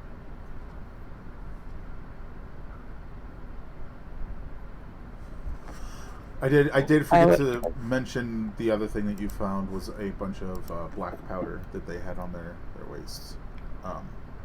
I don't know that you would have shared any of that with anybody else. You're just like, oh, this is interesting stuff. I'm just going to put it in my pocket. This is probably related to what I'm trying to do.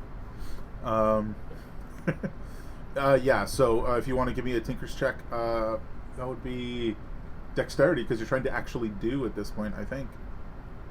You're just like, oh, this looks like it goes here.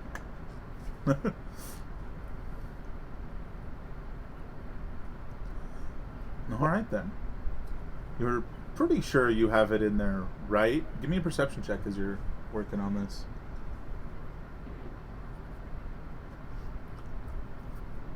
I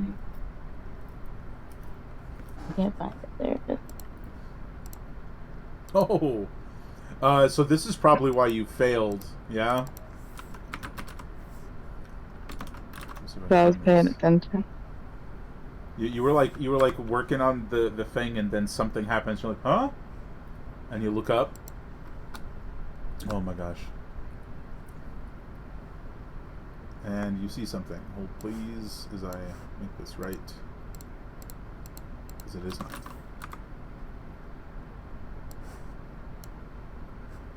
And it's somewhere in the distance, and this is probably what gets you on edge and makes you go, huh? You hear like a very loud buzzing coming from somewhere in the distance. You see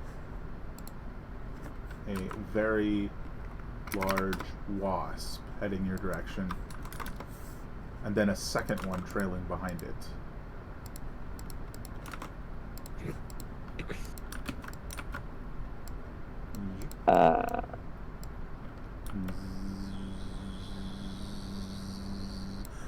So They're like, they're sort of generally drifting in your direction, yeah. They seem to be like you'd wager looking around for something.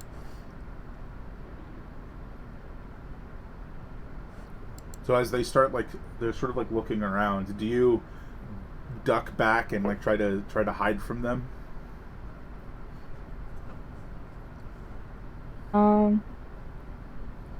I mean, Sar did just tell you the bugs aren't a problem, so does that translate to these giant wasps buzzing your way? I think I might just, like, not super worried, definitely trying to hide, but just trying to be, like, not noticed as much.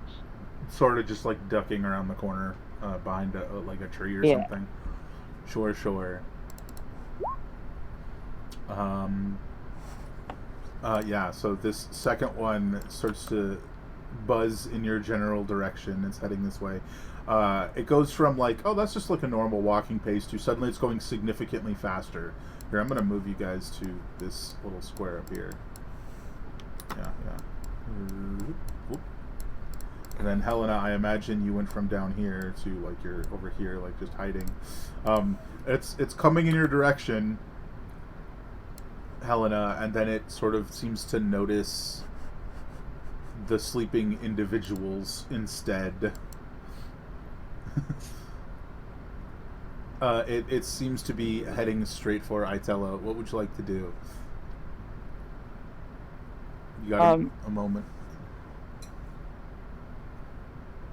I think I would yell Itella's name, because I'm hoping that they would be like, be friends. It's just like, Itella! Yeah. Nobody's here to see you. You've got visitors! Yeah, I think as you yell, this one starts drifting this way. Itella, give me a perception check at disadvantage because you are sleeping.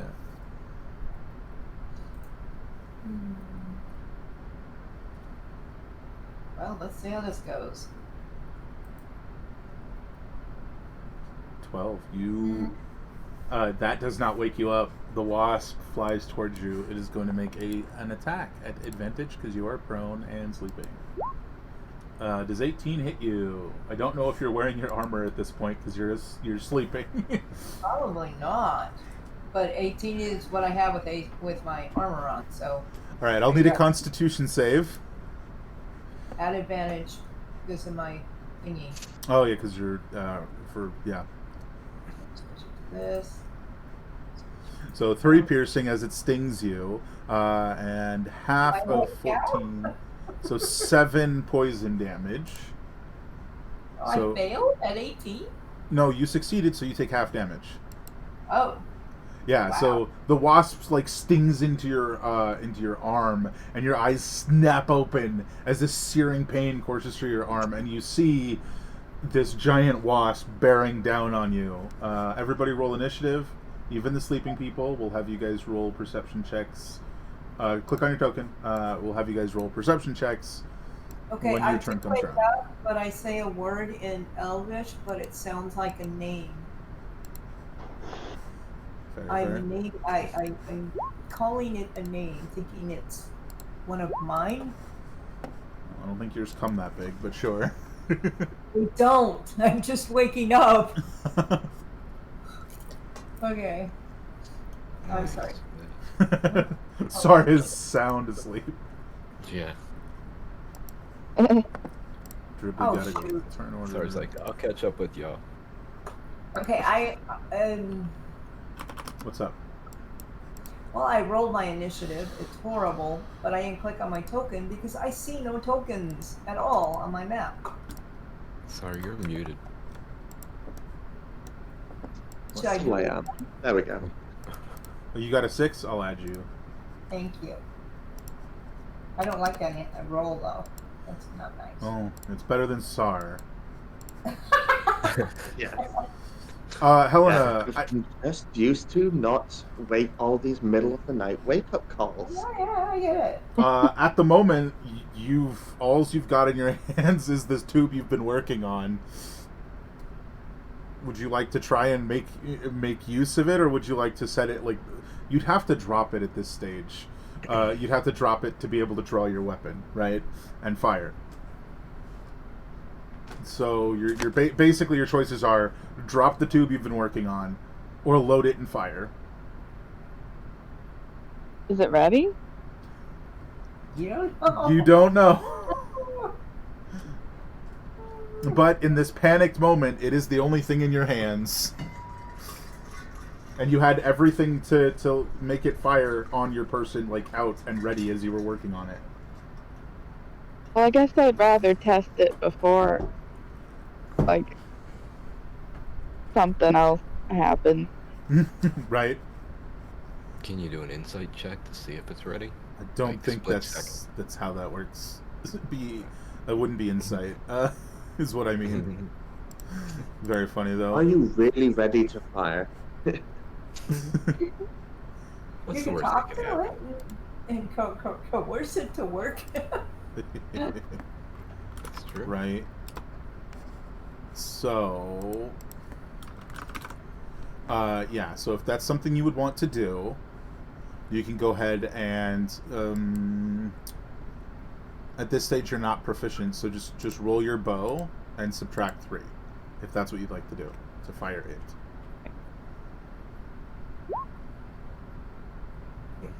So, Okay, so 9. Yeah, so as this this like mechanism that you've sort of attached haphazardly slams down, it makes a spark, but then the mechanism itself flies off, and lands in the trees to your left. It does spark and fire the weapon, and there's like this explosion. Everybody who's asleep, give me a perception check at disadvantage to see if that wakes you up. And it just fires long off to the side and misses entirely.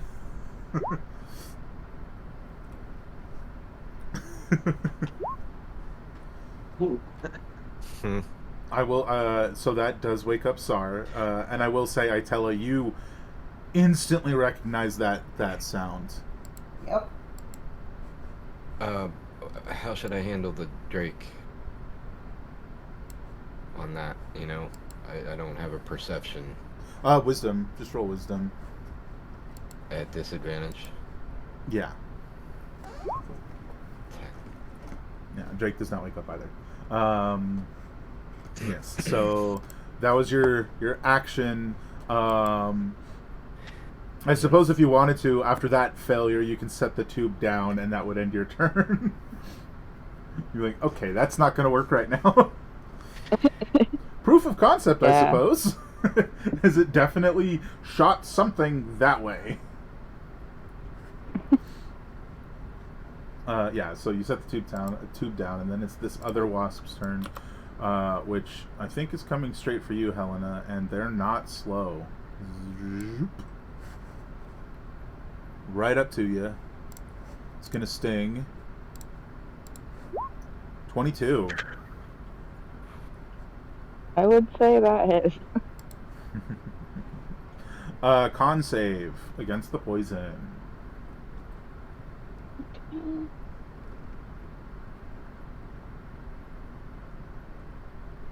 Success, so you'll take half damage, so you take 6 piercing and 6 poison. Oh, and did you have the thing that lets you half damage from an attacker right now? I think you got that at 5th level, right? Oh,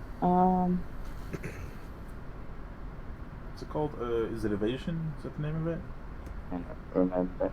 Or is it uncanny dodge? It's one of those. Might be uncanny dodge.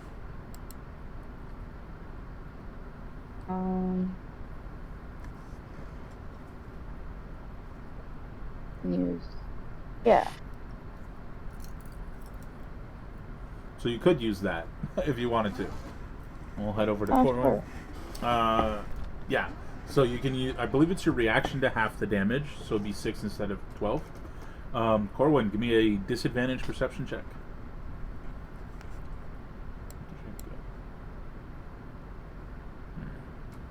12. Oh, I'm not sure what happened there. The wasp was supposed to go before Corwin. I don't know what happened there. 12 is not enough to wake up. I'm afraid. So it is. We just swapped your turns by accident. Give it for the Drake. Oh, that's 8. well, yeah, that's 8. Not enough. So it's the other wasp's turn, which is gonna sting down at, swing its stinger down at Itella, who's still prone, so still advantage. Next round, the wasp goes before you, Corwin. That was my mistake. A 20 to hit Itella. Man, they like me today. So con save at advantage, if I recall. Yep.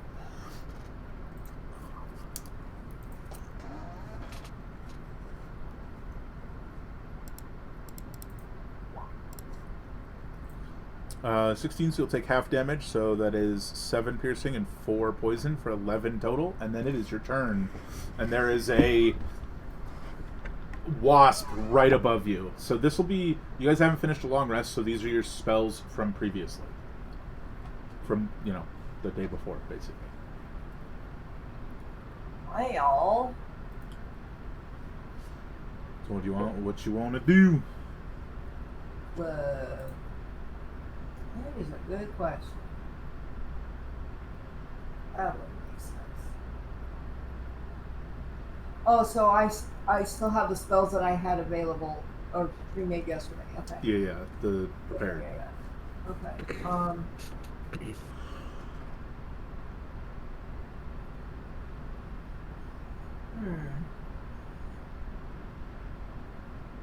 I think this one.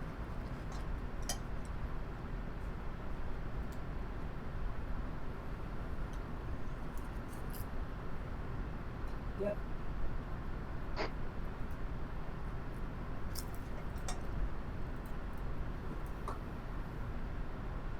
Oh, come on. Baleful Lightning. Okie dokie. It hurt you, so it has disadvantage on the save. It's a dex save, yeah? No, dex save, right? Why it not say? Dex save. First number, 12 is a failure, so it takes 16 lightning damage. Yeah, so it stings Itella twice. Itella just... You don't even get up. You just fire a bolt of crimson lightning at this thing, which just causes the wasp to explode. So that one's dead. Oh, great. Now I gotta take a shower when I get up. Well, you just did, in wasp guts. Sar, give me a perception check, because I'm pretty sure you're still asleep, right? Oh no, you woke up. You woke up with the loud boom. Yes. You're prone, and something Also just the thing popped is- next to you. And also, Sar's definitely like properly huddled up in his bedding, his bed sack. So he's just going to sort of get from prone to crouched, just sort of like a caterpillar, and try to cast guiding bolt on the other one. Sort of like in a crouching caterpillar position. There's like a glowing in the like inside the bedroll. It's like just like glowing behind the cloth, and then like the shooting star falls onto the wasp. Roll it. Roll your damage.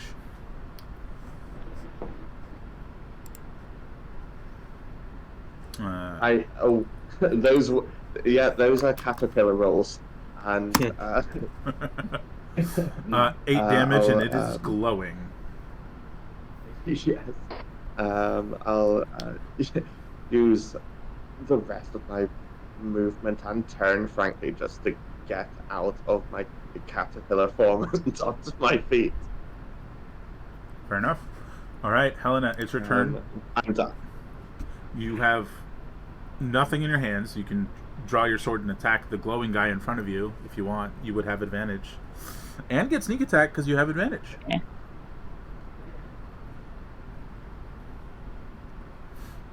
Okay.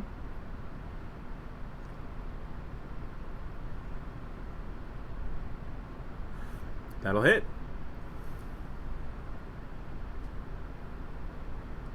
I have that. No. You do have sneak attack, yeah. I just didn't have quick.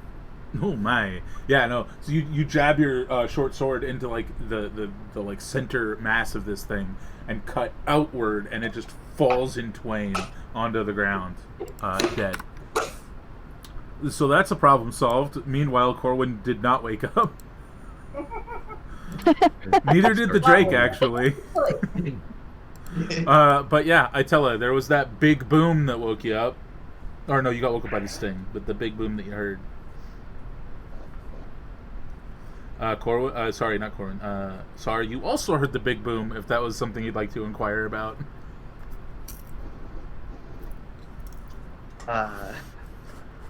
You know, like, what the heck was that? Yeah, I'm okay. So there were some wasps. There was that bang. Are we good? Do we need to stay up? Like, what's happening? Whose watch is it right now? I don't know what time it is. Does anyone know what's going on? It was. I don't know what they were doing, but one saw me and then went straight for I tell her.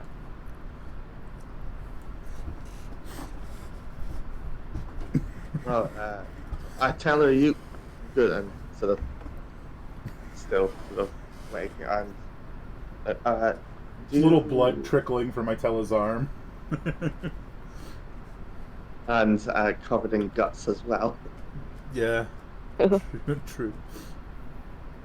Electrified wasp innards. I just take a little bit of honey. Do you want some water to wash you off? Yeah, I just take a little bit of honey and wipe the wound. Oh yeah, just stick some honey in there. Yeah. I like to imagine that you're just casting honey shot. I can get you honey rather than water if you want. You're just casting honey shot on yourself. Up to you though. What? I said I like to imagine you're casting honey shot, but that's up to you though. You know, I just always have honey because it's for the tea. Yeah, no, you just slap some honey on it, and yeah. So what do you guys want to know? Go back to sleep. I need to go find It's fine. I look at Helen and I go, "What did you do? Wasps don't usually attack." I didn't do anything. I just looked at him. Just very menacingly. Nah, I imagine I tell you, you'd be like, they must have been really hungry if they attacked you. Yeah. Or they only saw one creature and were like, hey, dinner. And then saw another one laying on the ground and were like, ooh, more dinner. Yeah. I guess they eat a lot. That's why they're so big. True. Maybe they smelt honey. Just this half asleep sat. Probably. Maybe I rolled over on a packet and broke it open. Yeah, you guys can settle in. I believe next up would be Corwin, right? Who didn't even wake up. So Yeah, it would be like, I have no idea what's going on. So Helena, your watch is just over half over. Everybody else settles down for the rest of their nap. And give me a perception check as you're trying to find the little mechanism thing that flew off your tube. Oops. Yeah, first number. We'll take it. Yeah, it doesn't take you much to find it. It does stand out against the grass and the burnt wood. But yeah, you find it, you grab it, and you're looking at it, and you're like, oh, well, I just didn't get it in there completely, right? Like, I can just get it in there next time. Which I don't think you would be able to do that tonight. You'd have to do it another day, but I mean, it looks like the thing certainly does something. So Neat. the only test left is to make sure it doesn't fly apart the next time you use it. Actually, goes where I'm aiming. Yeah, definitely. But I imagine you sort of just like put all your stuff away as the rest of your rest. Sure, the rest of your watch comes to an end, and you go wake up Corwin. How much? Do you tell me what happened? Yeah, I was gonna say, how much of what happened do you tell Corwin? I think I would just be like, don't let the wasps see you. Oh, what's it? What? I mean, one thing popped, so, I mean, is there even a wasp still left anywhere around for me to have context on that? I mean, I imagine she can point at the one she cut in half. Nuts. Okay. I think I would ask questions. What's that? How did that happen? What's going on? Why wasn't I woken up? You were out. I don't know. I shot my metal tube and you still slept through it, so. Everybody's okay then, right? That phrase. Yeah, a little. a little stung, I think. Okay. A little stung, but fine. Okay, then I take over. My watch. You can go to sleep. Or back to sleep, I guess. Yeah. So your watch does end up going by fairly uneventfully, and I think as your watch comes to a close and the sun comes up and everybody starts waking up, we will go ahead and take our break here. I'm thinking probably 10-ish minutes. What do you guys think? That's good for me. Alrighty. For me? So we'll see y'all in roughly 10 minutes. Enjoy the music.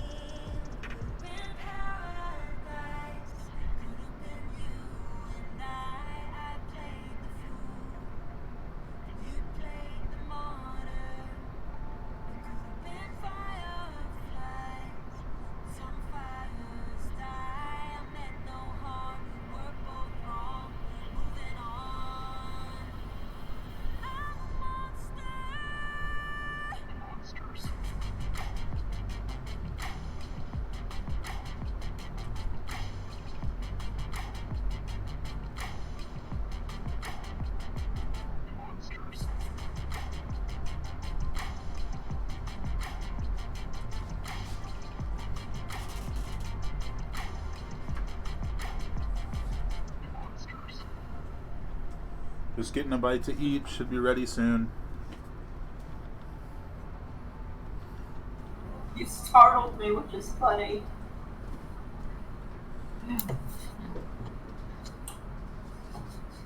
After this, crash yesterday. I didn't lose any progress. Here I am, just quietly reading to myself some of the XR um, encyclopedias.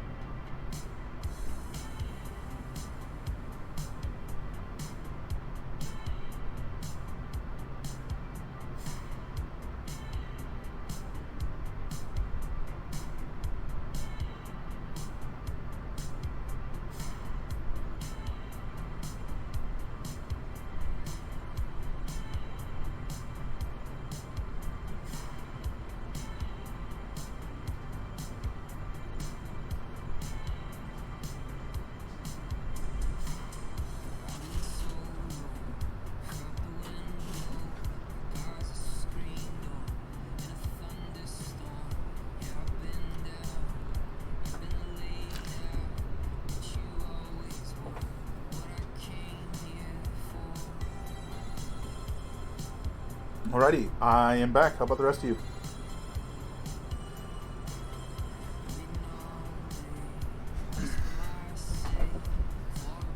Yes. Hello. I'm present. Hopefully, I won't regret this food choice.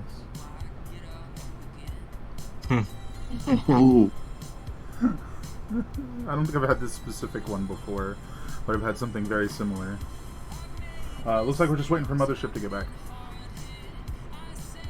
Funnily enough, I think I'm one of the few people on this planet that has never had like any of those like.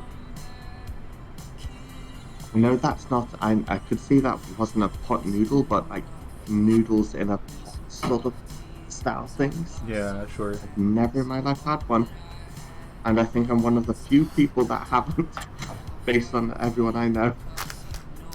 Oh, Fair. hello again. Hey, welcome back. So that was a long rest for anyone uncertain of the matter. But I think we're about to get back to it. What was I going to say? Oh yeah, and Scott, they drastically vary in quality from brand to brand and whatnot, as I'm sure you could imagine. Yeah. Alrighty.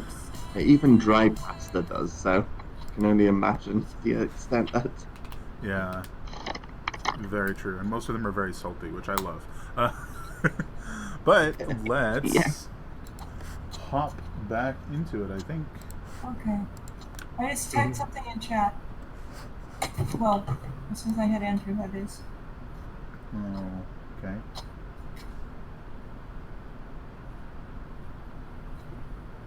Oof. That could have been bad. Yeah, really.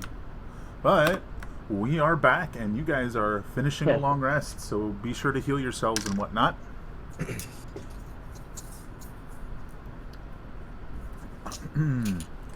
From there, wait. We're healing all of it, even though it was a broken up long rest? Yes, that's. I guess you weren't there when I said this. It was a long rest. Well, you did. I was making sure I understood you properly. There are specific conditions required to negate a long rest, and the 16-second fight didn't count. I didn't even wake up. Yeah, precisely. Ignore that click. Mm-hmm. Ignore that click for multiple reasons, the least of which being I do not have diamonds. I can't afford to revive you. Anyway, so as everyone else is waking up, Sar, you are definitely, for multiple reasons, the last one to wake up. As you're sort of like deep in a dream, as your vision is. It's almost as if your sight is being dragged across the void of space, and it just suddenly halts in front of a swirling ball of fire. And you're just watching this for a moment from a distance, and then you snap awake.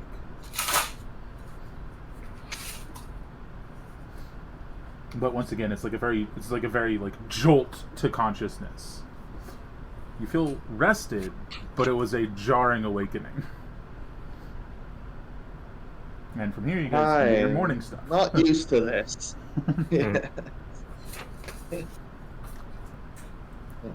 I'm used to my slow mornings. This and those dreams, are they? Sar's kind of sort of muttering to himself this, as he's sort of bolted upright. But yeah, sort of. So right now, just getting out of bed. I'll be right back, super quick. Yeah, because I assume everyone else is sort of murmuring around. Yeah, you're doing your morning stuff, like doing their things and whatnot. Artella's making breakfast and so on. Normal stuff.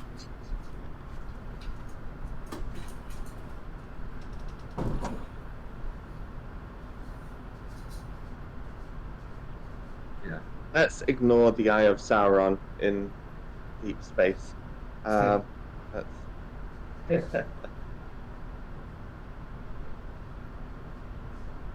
We've got more now things to deal with.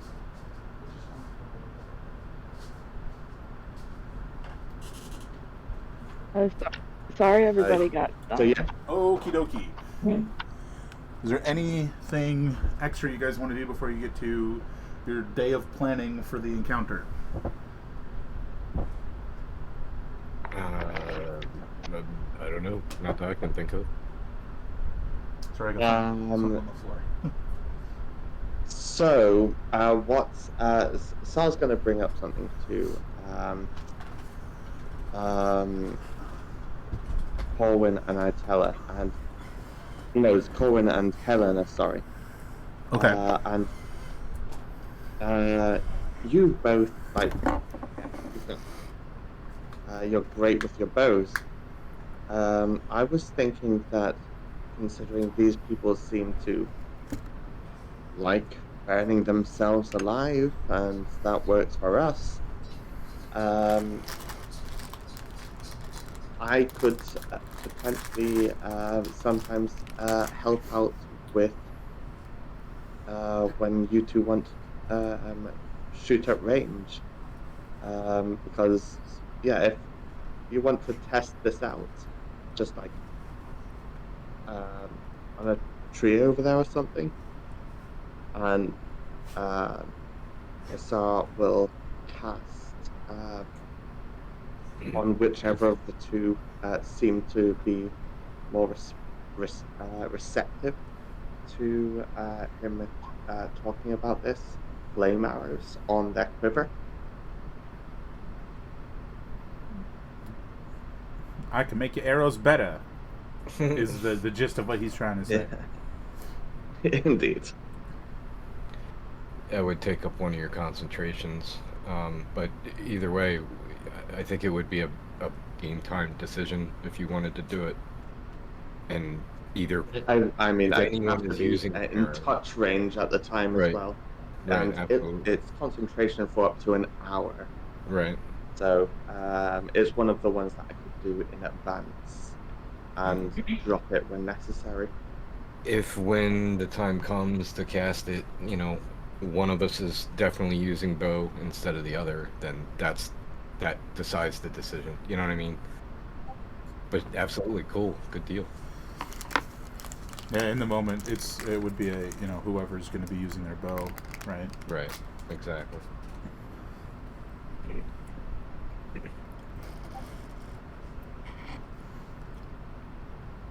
But I think he's more asking if you guys want to test it right now, to experience it for the first time.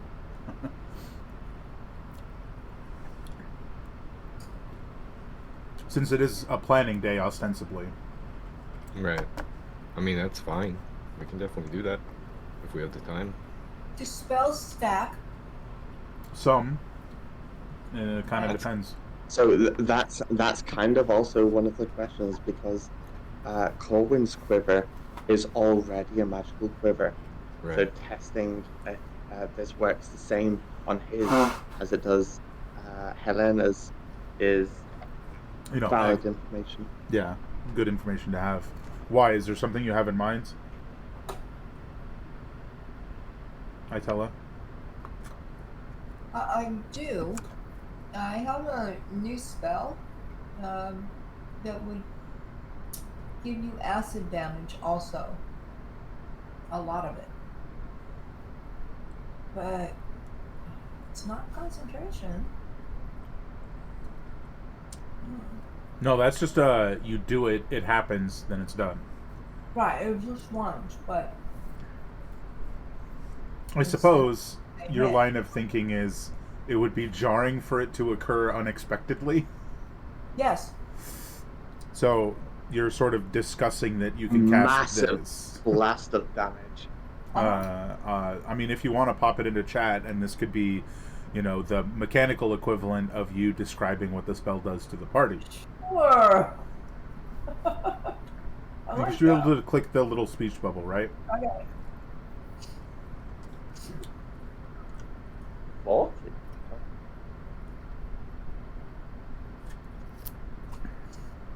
But that also means that we should probably stay like within 60 feet of each other. Also. Yeah, I mean it's a thick wall. Mm-hmm. It's like 100-foot thick. And I mean,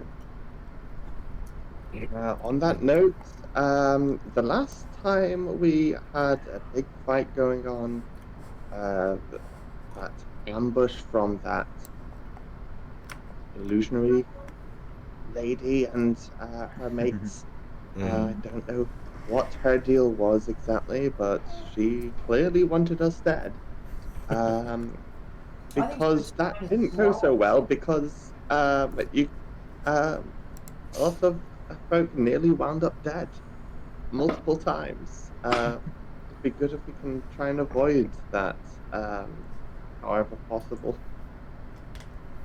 On the bright side, this is us ambushing them, not them ambushing us. Yeah, true. I don't know how we would, kind of go about, like planning traps and stuff like that Well, for an ambush. we could certainly do the forest type traps of, uh, digging a pit and covering it, that kind of stuff. Right. I mean, And can that we? wouldn't Because, take any of our magic. yeah. How would we go about, picking where we put them? What can we do? Well, we know that they're headed for the wall, so the other side of the wall in the forest there, Makes we're sense. trying to Yep. get through between the trees. Well, to be fair, the forest is hundreds upon hundreds of feet wide. Right. If you guys wanted like a real opportune time to ambush them, it's going to be as they're coming into this Sure. little section here, right? Right. Okay. So we'd want to do it probably I don't know if you can see the width in here, in that area. I have no idea what you just did. I saw nothing. Again, like that. You can't see me do that. No. That's me, huh? Oh. If you mouse over it, of the words, if you mouse over the measure thingy, there's a show to others or hide from others option.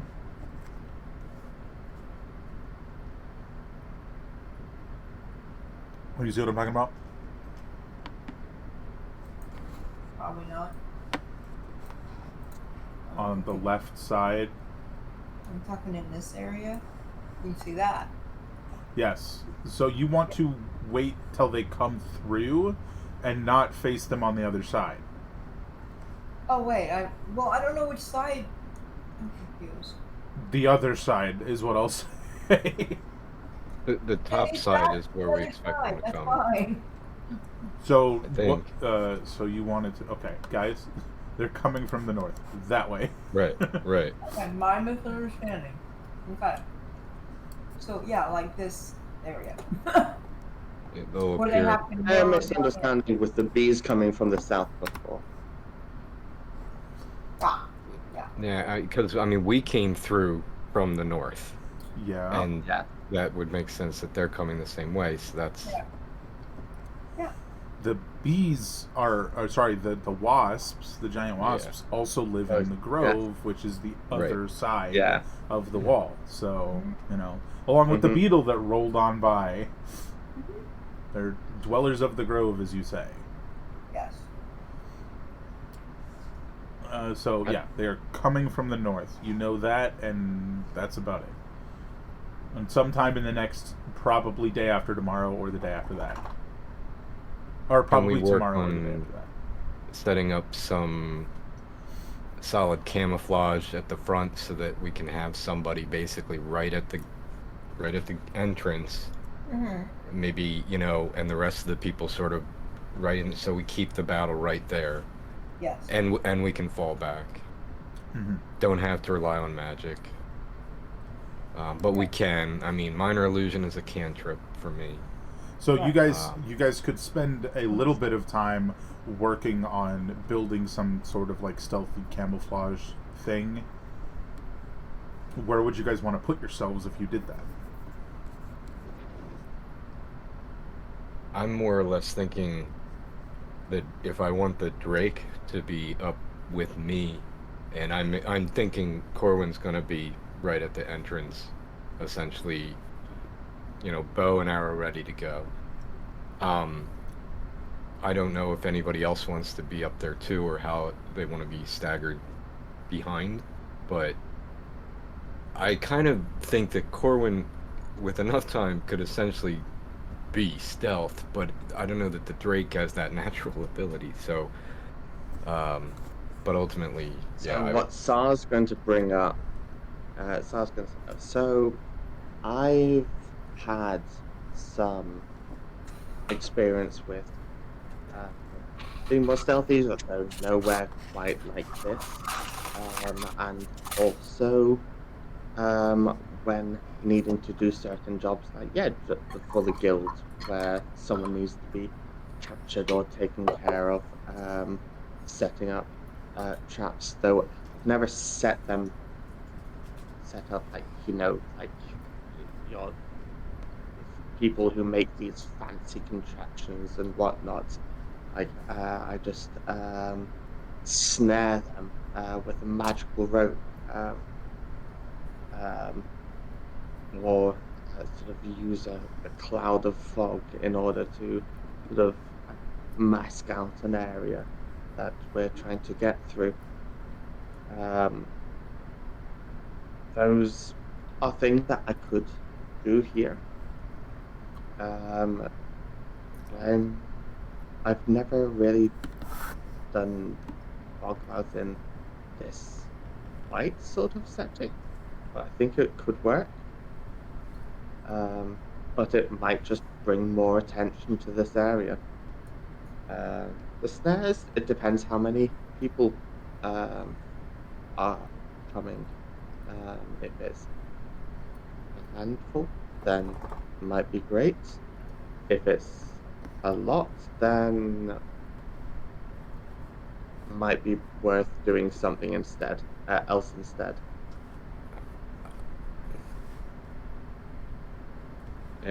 It's one of these things that it's a hard decision to make.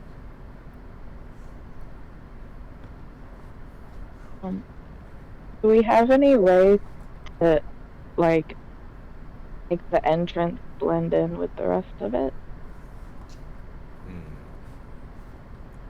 To make it harder to find the entrance? Yeah.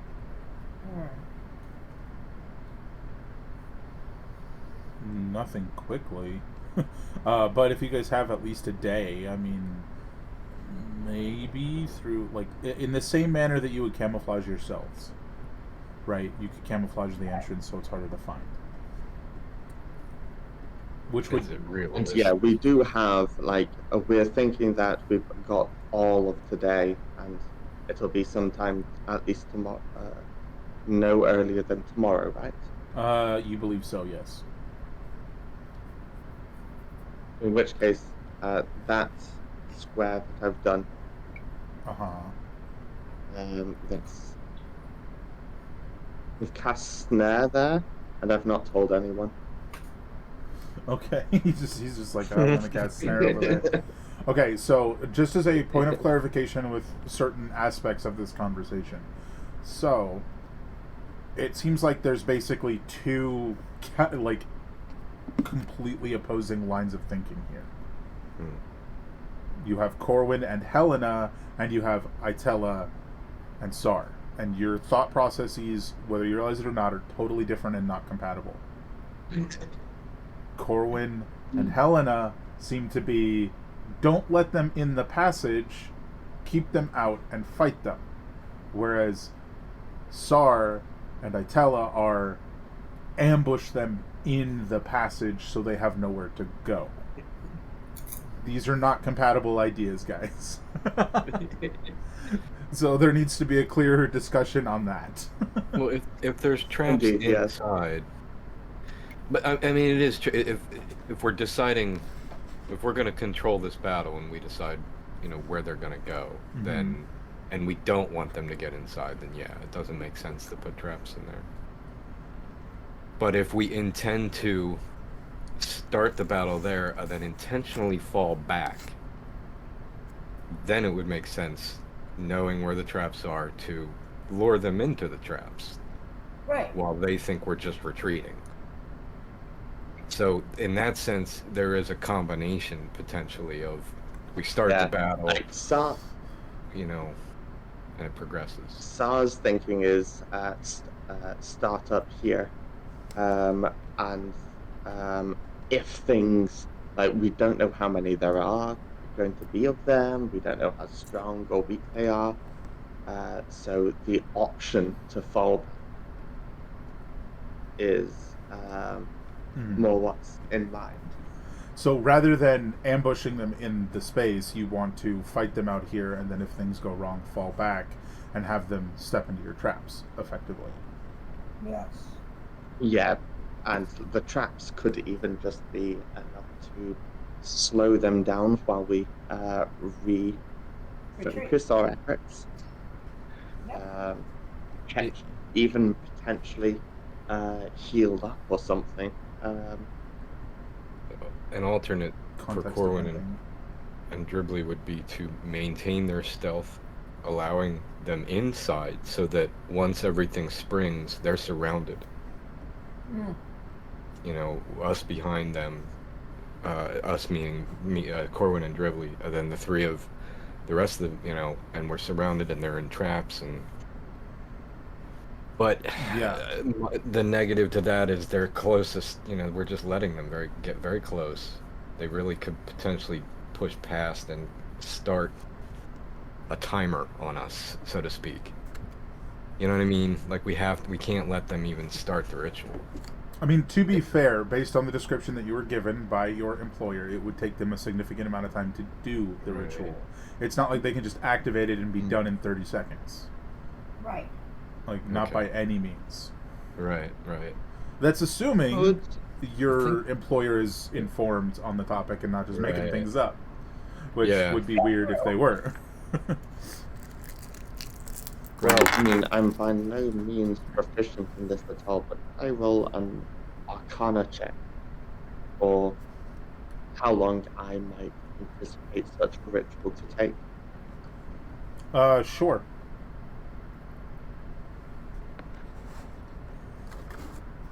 All right. 17's pretty good. Give me a sec to grab you some info.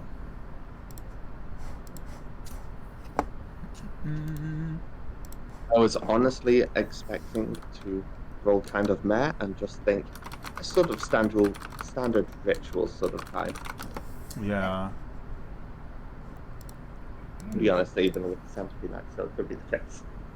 I thought rituals were like 10 minutes. Yeah, I mean, there are special timing rituals 10, that 15. take different times, you know. It's a ritual is there's some that are 1 hour, there's some that are 8 hours. I mean, typically a ritual is like, this is the most common, whatever the spell is plus 10 minutes. Yeah. That's one thing. Just give me half a sec. I'm looking for something. See, it's something like plant growth. If you cast it for 8 hours constantly, then it's like a mile radius of plant growth or something. You're basically increasing the radius the longer you cast it. Right. Oh. What's up? Do we know, like, I know they said the center, but like the general area where they might set it down? We're assuming the gap. Yeah, we're assuming right in the middle of the wall. Based on the assumption, you could say based on the description, you could say pretty confidently somewhere in here. Just pretty much anywhere in here. Specifically at the center, but anywhere in here based on the description. Oh no. You can say... Oh no. What'd you do? Deleted myself. There. There you go, you're back. Based on your understanding of reality. portal spells, the absolute minimum that it would take is 10 minutes. At the absolute minimum. Right. So, okay, Shao will share that belief Yeah, and with the group. and based on your understanding and the description of how this particular ritual is functioning, you'd wager probably longer than that. But bare minimum 10 minutes. We can take them in 100 turns. Sure. Yeah, in 10 minutes, you'll be dead or they will. Kind of Right. situation. Exactly.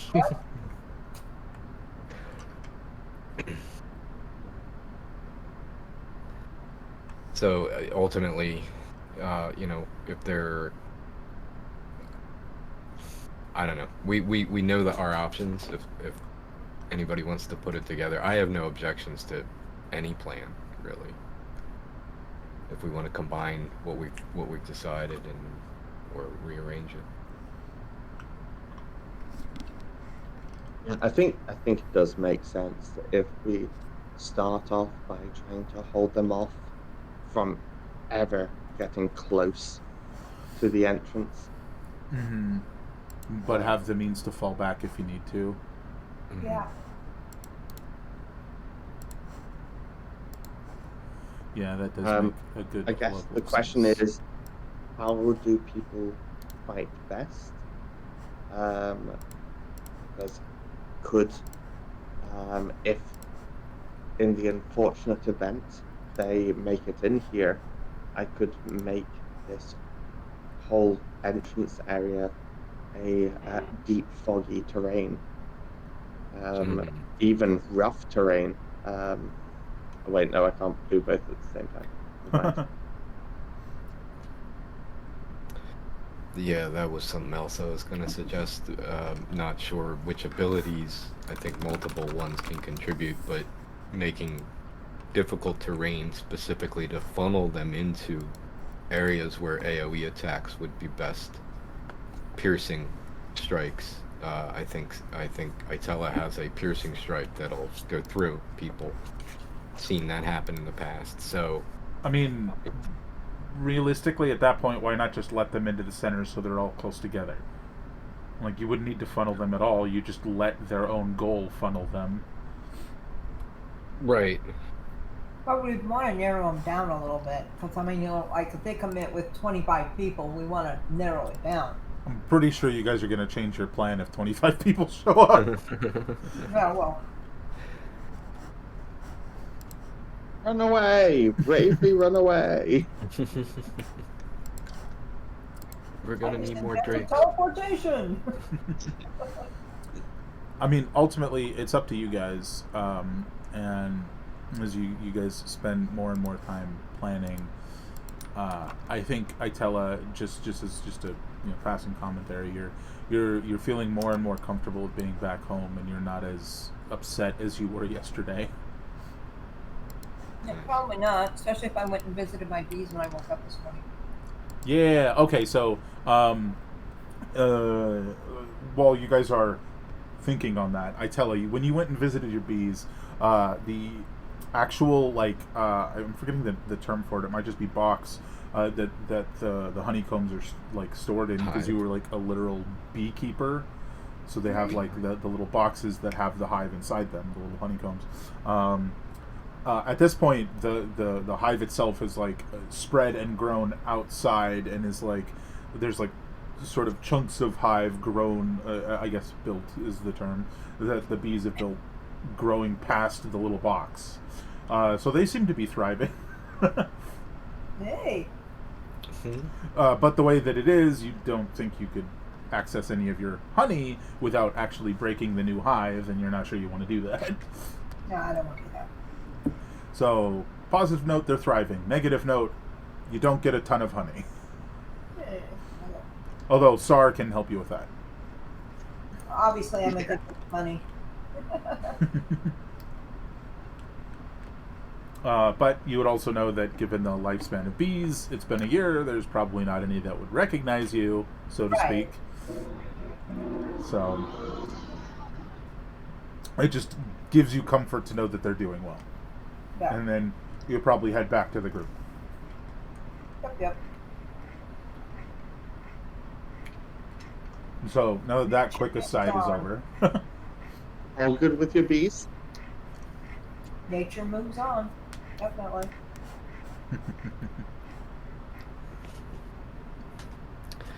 Yeah, I Glad kind there's of. still something here for you. What's that? Oh, never mind. I get you. I was gonna say for Corwin, I don't know. It just I kind of it is sticking with me right where I have him and Dribbly. If they were to be stealthed and everything sprung and it's right there, because I'm trying to think if I were to set traps further out and try to flank them, there's no guarantee that I won't wind up surrounded by 12 guys all of a sudden, trying to flank people. So if it's a scenario where we're dealing with that many people, I feel like having our backs to something is actually better. Well, But that and setting out traps lets them know we're here. Yeah, like if they're coming towards the wall and a trap goes off, now they know someone's there. right, so the traps should be back inside, right? Yeah. I suppose just in terms of planning and understanding the situation, um, I'm just I'm just a little confused. Corwin and Dribbly, what's the plan here? Are you letting them past you and then you spring out behind them? Like, what are you doing there? I think it all depends. If it's a scenario where by the time they get to the traps, there would still be many people to pass us, and we wouldn't be in a position to really surround them. In that decision, knowing that that's what's coming, I think we would probably spring the ambush with the intent of then falling back. So how So about that this? they would follow in and eventually hit the traps. So how about this? You guys set up a plan for if there's more than 10 guys, and a plan if there's less than 10? That sounds good. Yeah. That way we don't just sit here debating which plan to do. You plan both of them, and what you do is based on the amount. And that's where it's ultimately just when to spring it. Do we let them in or not? And I feel like if there's too many, we should just spring it and then fall back collectively. Otherwise, if there's less than 10, let them kind of get in so that they're surrounded. Sure. There's like 100 feet worth of distance here, right? But between the wall and the Imagine the tree line is so- just past the map, right? yeah. So, so long as they're not sprinting for us, which we have no reason, no one has any reason to expect them to. We should be able to judge what's going on based on that, and Sure. if we should start just like picking them off from our sort of sheltered area here, or exactly, or if we should try to do a surprise attack, which, to be fair, that would arguably be a surprise attack as well, just with solely long-range people. If there's 100 coming at us, our employer thinks too highly of us. Yeah. So let's look at it this way. If there's more than 10, you guys try to narrow them down and then fall back through the passage, setting off the traps. Yeah? Yes. If there's less than 10, you wait for them to enter the passage and then block their path out and set off the traps. Yes. Sure. Sounds good. That's the plan. So if that's the plan, we need to figure out where everyone's going to be and what traps are laid. We already have the snare. Hold on. With regards to the snare,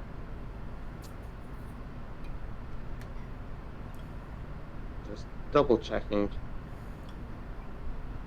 how many one can do at what levels.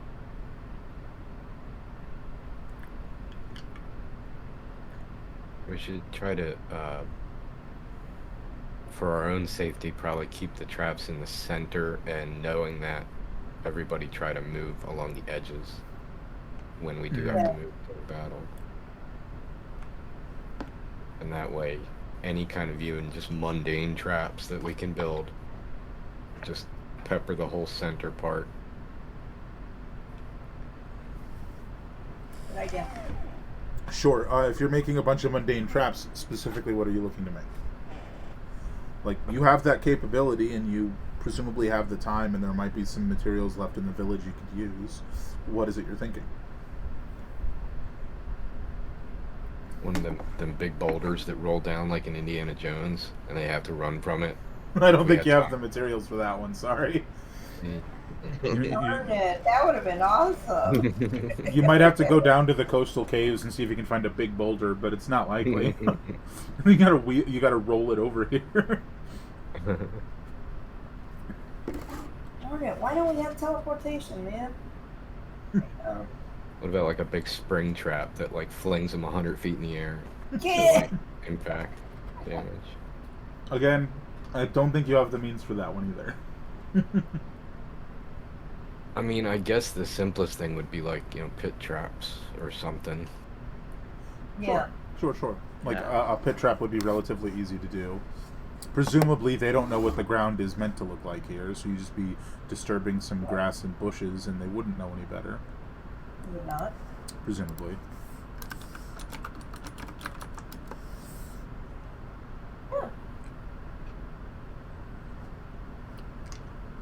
So, over the course of a little bit of time, probably the rest of today and tomorrow, in the game, of course. I don't know why I decided I needed to make that clear. You guys could make yourselves, you could dig yourselves one or more pits. Would you guys just want one for them to fall into? The more they fall into the pit, the easier it is for them to help each other out. So I would think at least 2. So multiple. So Would they just be one square big? I think it would kind of depend on what you guys wanted to do. That makes sense to make multiples instead of one large one. It also gives them more of a chance to fall in.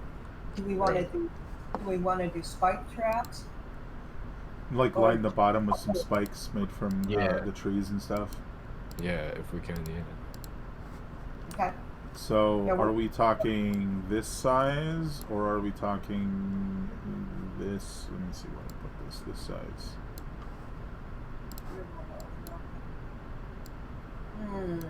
I think this one is too big. This Sure. one, I can't see. You're on the draw tool. You want to be on the pointy tool, which looks like a ruler. So you guys want a medium-sized trap and like 2 of them, like 2 or so. So if we can fit 3, that would be good. I think that makes most sense. As many as those small ones. Would you guys want to sort of stagger them then? Yes. Yeah. And you guys would know where they are. Do we want them that far back? Because I mean, if they can potentially just get inside anywhere. And actually, to be honest, that first that snare, I kind of put it. I might keep it there. I actually initially only put it there with the chance of catching one of the party members as a. What do you think about this? I bet you the snare right past the last mundane one would be good, because if someone falls and gets out, then hits the snare. Yeah. They just have a bad day. So are we here? Let me move stuff around. So I'm getting the idea. I'm not done yet. Don't worry about it. You guys want to do something like this, and then this one, maybe like right here. That's pretty close to what I was thinking. Yeah, pretty much. And you guys would be traveling along the sides to avoid your own traps. Yep. Yeah. All right, if that's what you guys would like to do, let's get some skill checks. Wait for it. Also, Ms. has bees and can turn into giant bees. are you guys gonna want to go collect some venom or some poison from the giant wasps to tip your spikes with? I was thinking that. We could do that, but how much time would that take? Less than you think, but time. I mean, there's only so much room in this passage, so like 2 of you dig tunnels, 2 of you go get poison, right? Yeah, Or we not could do tunnels, pits. that. Yeah. We could. So, pick who's doing what. Who's digging, who's going and getting poison.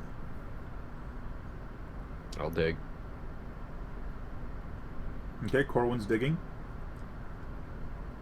Anybody else? I am actually going to ask Helena to go with me because we've worked together before on things.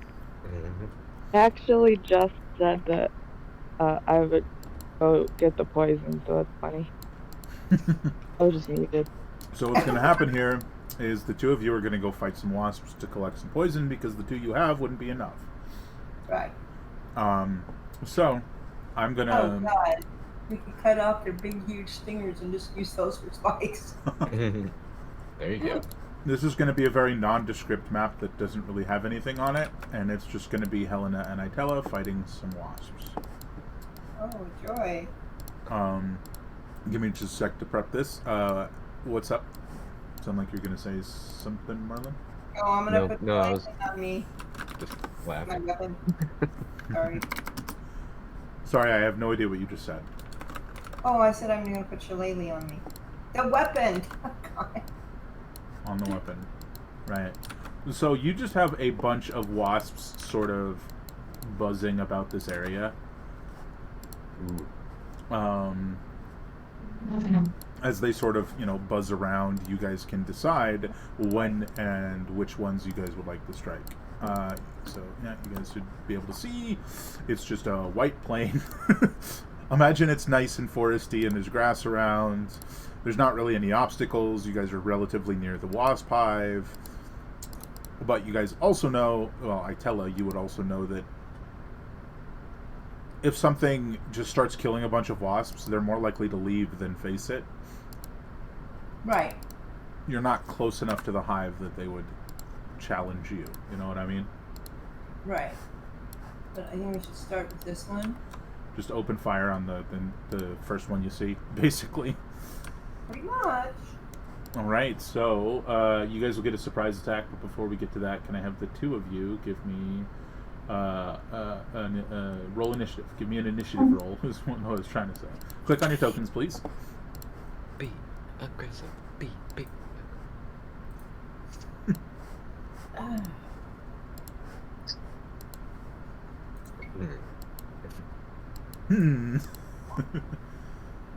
Well, you guys still get your first attacks. If you're doing range, you'd have advantage, which it sounds like you are. Mm-hmm. Which I think for Itella, that's just a spell. So will you decide on that? Let's go ahead and have Helena make her short bow attack against the first one. That is it's a surprise, so you have advantage. So just roll that again, see if it hits.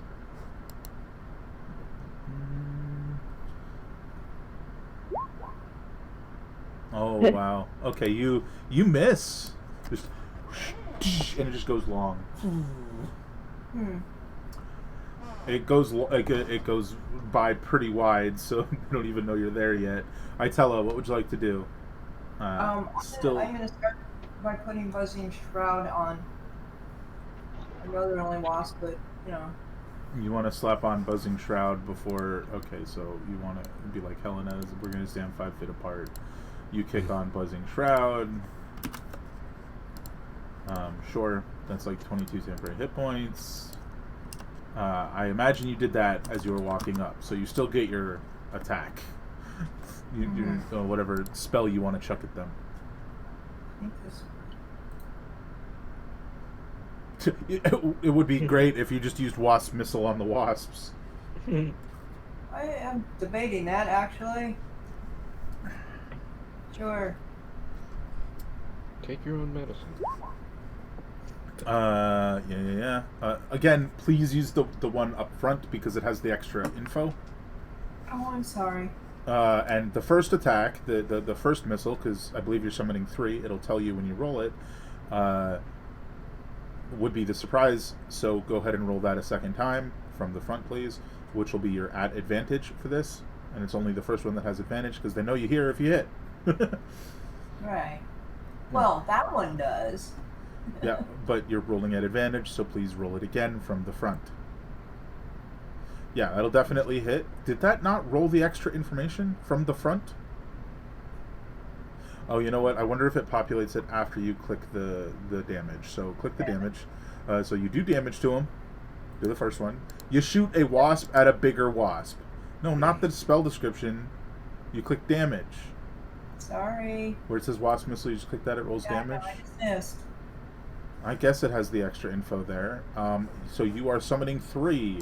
So you hit the first guy with the first wasp. You shoot a wasp at a bigger wasp. Would you like to fire the second wasp at the same guy since he didn't drop? Yep. I'm just... Oh my god, I'm picturing... if any of you have seen the old comic book panel where Superman is shooting smaller Supermans out of his hand. Oh, good. Yeah, so you just roll another... But not at advantage. No, Just not for normal. this one, because yeah, you hit... Oh my Nice. goodness. Woohoo! Who needs advantage? I just needed practice. Yeah, so roll the damage. You just, click wasp missile again. We're in the chat. Yeah, because you get the extra 10 damage because that's the second missile to hit this guy. So that pops this guy, death by missile, death by wasp, I should say. You have one more missile you can fire at someone else within range. Which, yeah, you're within range. Helena Duck. No, I'm just kidding. One wasp left. Here you go. I thought you needed a friend. Yeah, pick one and fire the last Okay. missile, which is at advantage because this one doesn't know you're here either. Because Got this is all the same action.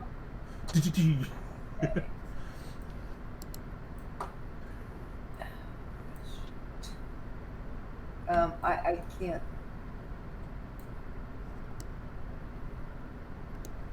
Things aren't cooperating. Hold on. Does this help? Well. Oh, I see. I don't think this one is within range. I think they're all within range except the one down south. No, Oh. even he's within range. Okay, so well then I will go with this one. Okay, roll it. Roll to hit at advantage. Alrighty.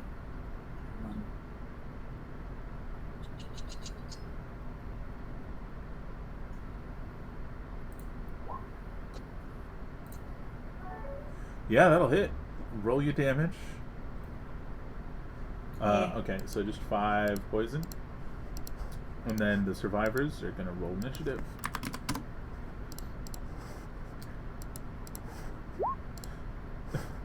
As Rudy's rolling initiative, flashback to Corwin and Sar digging holes.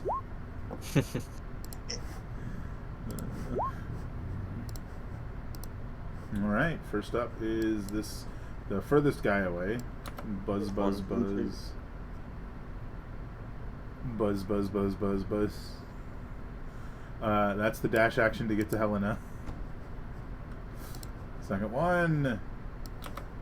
Movement and dash to get to Itella. Third one is... Oh, hold on, Itella. You have Buzzing Shroud up. Yes, I do. It has to make the save when it enters, right? Yes. Can you pop it into chat? Sure.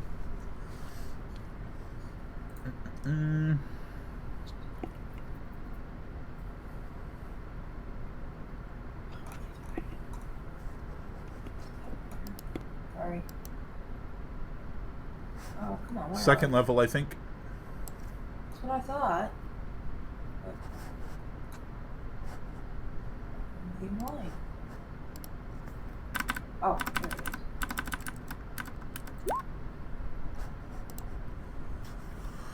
is. For the duration, any creatures that starts to turn adjacent to you or adjacent to you must make a dexterity save.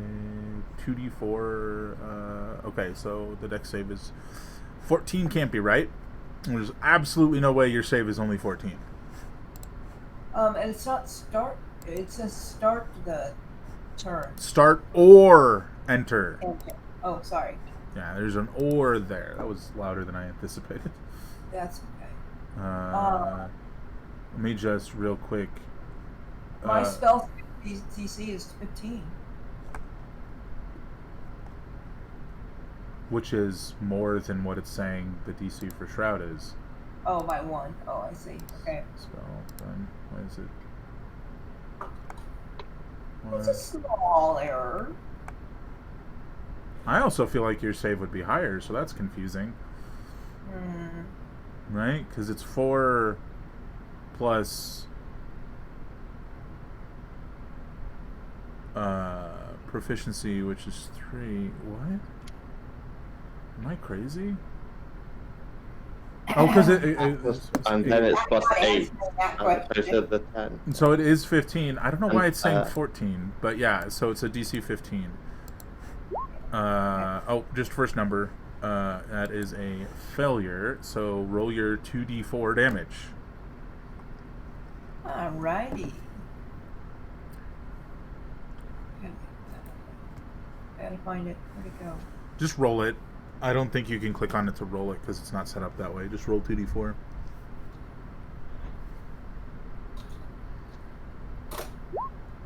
Oh,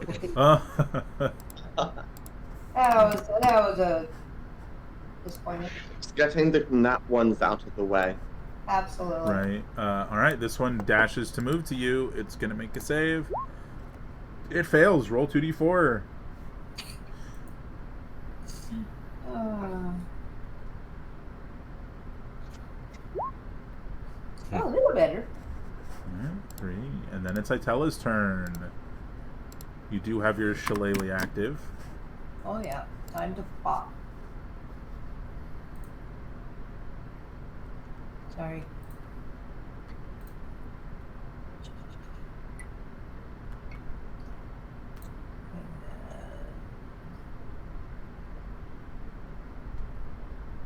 Okay, but I would put it on my... Your glowy stick. Yeah. Which is not currently glowing because you didn't activate it. You probably should have, but you didn't. Right, but the shillelagh, so it should be this one. Yeah, that's the one, and that's not a crit because you don't have advantage. Whoops, sorry. Disappointing. We will just ignore the extra damage. Roll your damage. Are you hitting the last one that flew up to you? Mm-hmm. The most recent one for 11. That drops that one. Alright, there's your smack, and is that it for you? Probably. Probably. Yeah, because I did a spell and a hit. No, the spell was not this turn. That was the surprise round. Okay. But that is your turn, though, unless you want to move, which I don't think you do. No, I don't want to move. All right, Helena, it's your turn. You got one right next to you, and there's one by Itella and one down south. Don't forget to use your bonus action thingy in order to get your sneak attack on anything that's not next to an ally. Oh, okay. I do always forget about those. Yeah, gotta remind. So pick your target and your weapon of choice.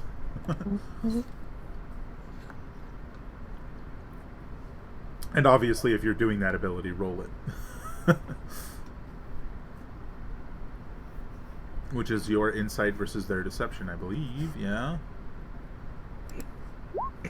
The most deceptive wasp. Yeah, you succeed. So you get your sneak attack. Go ahead and roll your attack. Not at advantage. And I assume you're using your short sword? If you're hitting the one in front of you? Could I, back up one? Or, that counts as my bonus action. Yeah, you can't do both. Okay. That'll hit. Oh, yeah, eviscerated that guy. Nice. Nice. Oh, I was supposed to be doing X's on them so we can count how much you get for venom. Poison, excuse me. Alright, I think that's it for Helena. So, the dead guy doesn't go because he's dead. Huh. Got how that works. Alright. Interesting. I accidentally skipped this guy last time, so he would have moved up to Helena last turn, and now... oops, I'm not doing that right.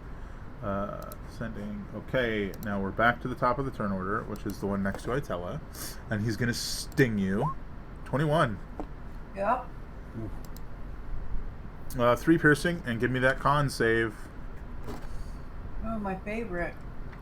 Well, it's Helena. It's attacking, right? No, Itella. Oh, I thought. What? Wait. That Oh. was me having Gotcha. not done its turn last time, so I was just doing it then. It was a different one. That is a failure. So you take 3 piercing and 13 poison for 16 total to the... Or half of which is taken from the buzzing shroud. And the other half goes to you. So 7 and 7. Yep. That's a nice spell. No, 8 and 8.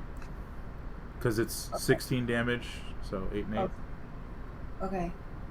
I forgot to put. The temp hits points. Yeah. They're on your token. If you click on it, there's the blue. Yeah. Yeah, but I don't remember what the number was. I put it there. It's 22. Oh. Okay. So 8 and 8. Okay. Thank you.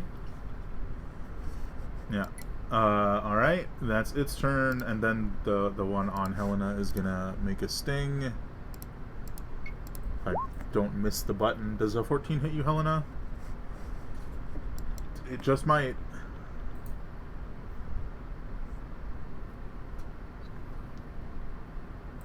You're muted. But I'm pretty sure a 14 hits you, Helena. Okay. 5 piercing, and give me that con save, or take all of the poison.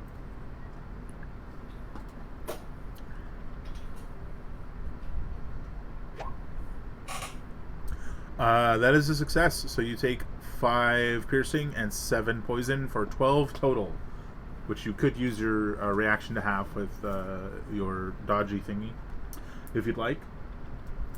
But if you're going to do that, I'll let you do that.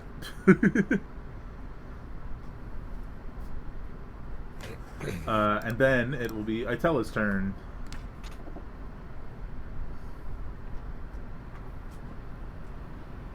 Well. You're smacking. Back and forth, yes, obviously. You smack the other one. Smacky, smacky.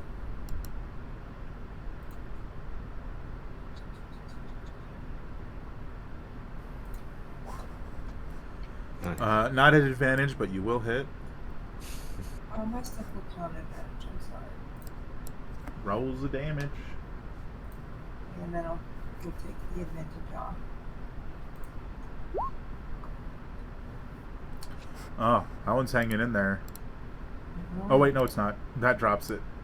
He has 6, not 8. Rip. He's dead. Just... Boom.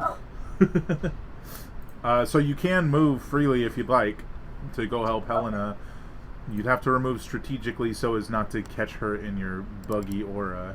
Let me make sure you guys can see that. Okay, you can. Yeah. So I think that basically puts you on the other side of the wasp. And that's about the only place you can go. Right. Here we go. And we done. Alright, Helena, you have advantage and sneak attack if you would like to make your attack with your sword. Slice and dice.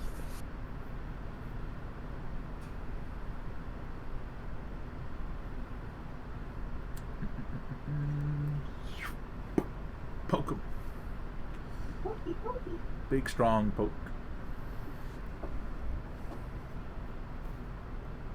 I clicked on it. It didn't. Anytime now. Roll 20. There we go. There you go. Yeah, that'll hit. With your sneak attack. 14. That'll finish that one off. Alright, so you guys can spend the next few minutes using survival checks to remove the poison that you need. Okay. Do you guys want to assist each other to make it better, to give you more of a chance to succeed, or would you guys like to go separately to do it faster?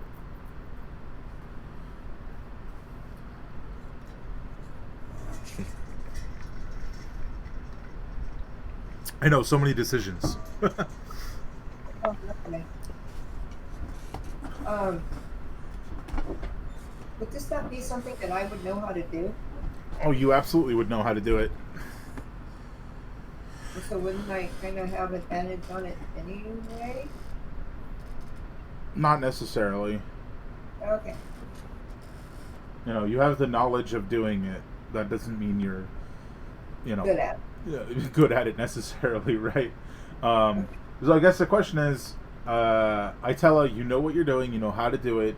Is this a scenario where you show Helena and then Helena goes off and does it on her own, or does Helena just aid you? And then if she wants to learn how to do it. Sure. Poison is our friend. I get to teach. Yay. Okay. Always good to know. Yes. So for the first one, you won't have advantage because you're showing her how to do it. So just roll me a survival check. Alright. And then after that, once you've shown her how to do it, you'll have advantage, assuming you won't roll incredibly low on the first one. Or won't. Yeah, that is sufficient. You collect up the little poison bits that you need from the first one. So we're just going to say it was this one and just it's gone. Your shroud is over, by the way. It ended. Oh, yeah. So you don't have little buggies stinging Helena while you guys are there next to each other. Right. And you guys move over to the next one. Now that you've shown her how to do it, she can actually sort of help a little bit. So go ahead and roll at advantage.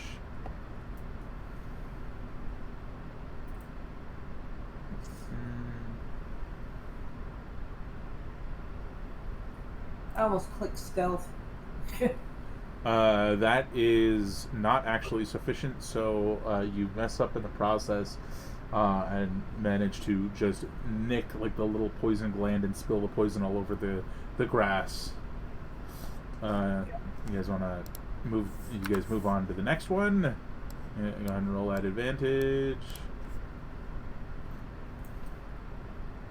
Yeah, so this one's like a quick and clean. You cut out the little poison glandy bits and you collect them up. And that one's done, so you got 2. And you go up. I forgot to have you roll for the other 2 that you guys killed already, so we'll just do that while we're here. Or just say you did that when you got back. Yeah, so another survival, please. Yeah. Oh, that's even better than the last one. So now you have 3. Onward to the final wasp. Give me that survival, and ooh, even better than the last time. Yeah, so you have 4. We're just gonna go ahead and call them poison glands, or stingers. You could call them stingers, and we can just say that you're. Are you guys tying the stingers to the ends of sticks at the bottom of the hole? Yep. Fantastic. So you guys finish that up and head back. Give me 2 more to see if you get out of the others.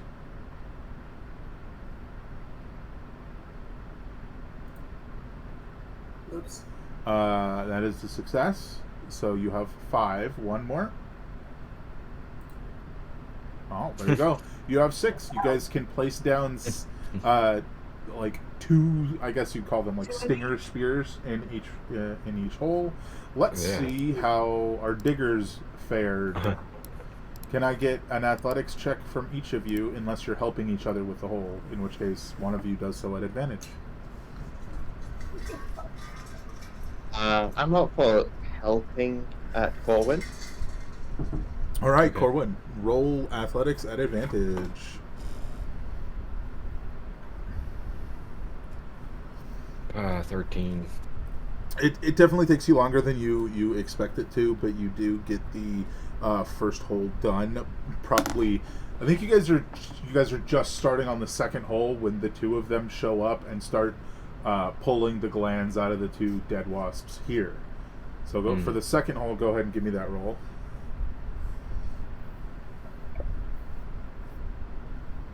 That is sufficient. You, as they're like finishing up with the wasps that were here, they start gathering up like sturdy sticks to be used as spears and sort of like placed at the bottom of each of these. And that's about the time you finish the second hole. Is they're like making this pile of sticks. And final hole.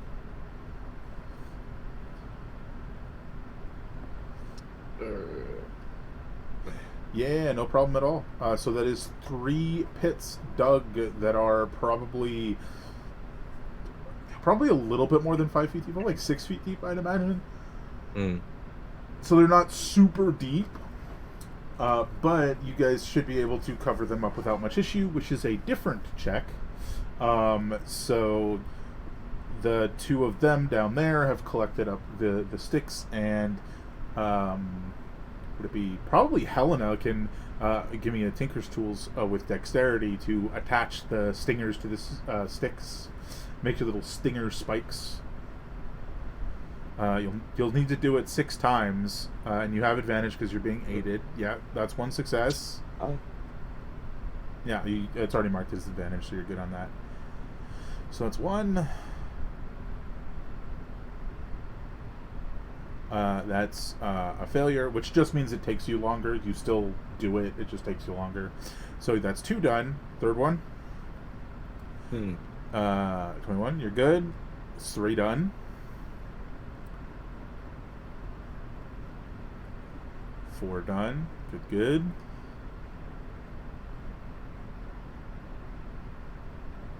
5. Very good. Last one.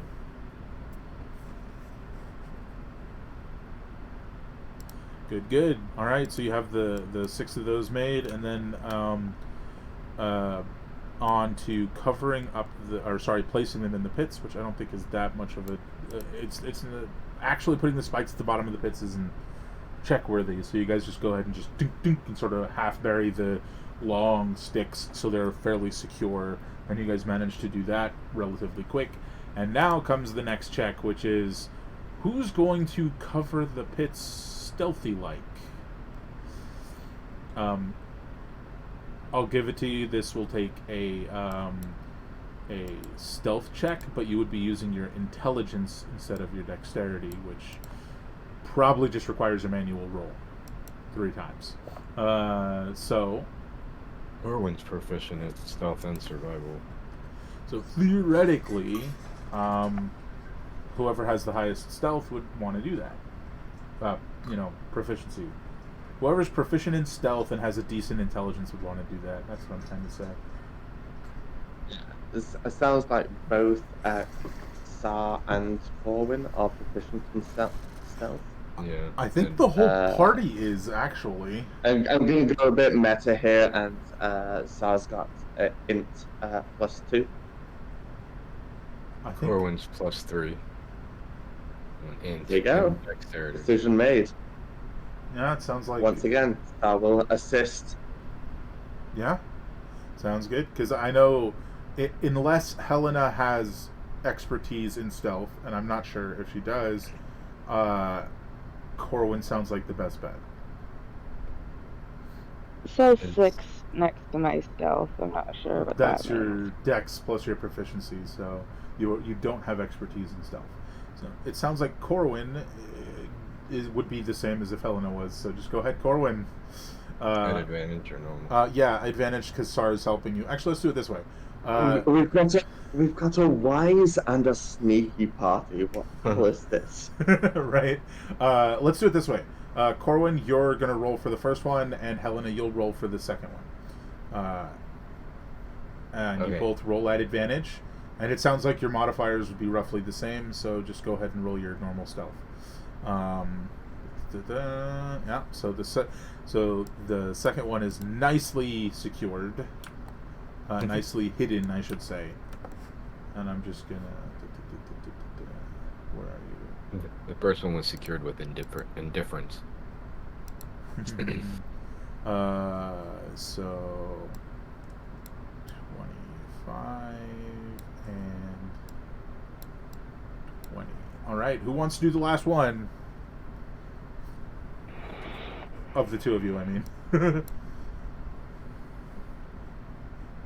I'll do it. It doesn't. I mean, I don't know. Yeah, go ahead. Roll it, Corwin. Ugh, I should have said go ahead. But that is the last one. Yep. There's a decent chance that, I don't know. Alrighty. Go hit the other ones first. So I think all that's left is figuring out your own camouflage as you wait for them to pass for Corwin and Dribble, right? Dribbly, excuse me. Yeah, I think Dribbly, needs like some kind of mundane camouflage or something, whereas Corwin can potentially just be. I mean, illusion. theoretically, you guys would just be doing exactly what you just did, like covering him in leaves and stuff. Right, Sort of, which is something you do the day of, which would require you to take some rests and, well, this took pretty much the entire day, so there's that. Yeah. Good job, everyone. But you guys succeed pretty effectively. You guys get the job done and start wrapping up for the night, and you guys settle down to nap. I keep calling sleeping naps, but it is what it is.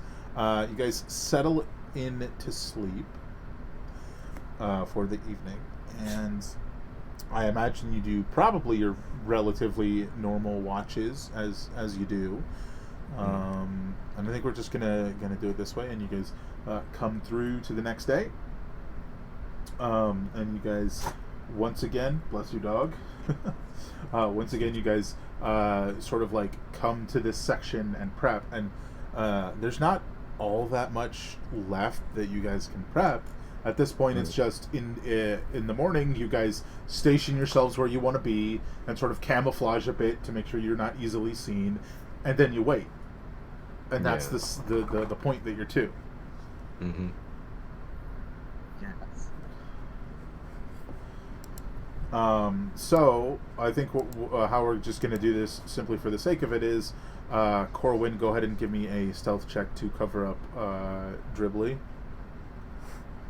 Advantage or normal? Unless somebody's helping you. I'll assist because you I'm going to be absolutely can. up there at the front. Mhm. I'm going to be up there at the front, sort of behind the bushes, and depending on how many folk pop out, potentially fall back. Sure. Okay. So you, Advantage or no?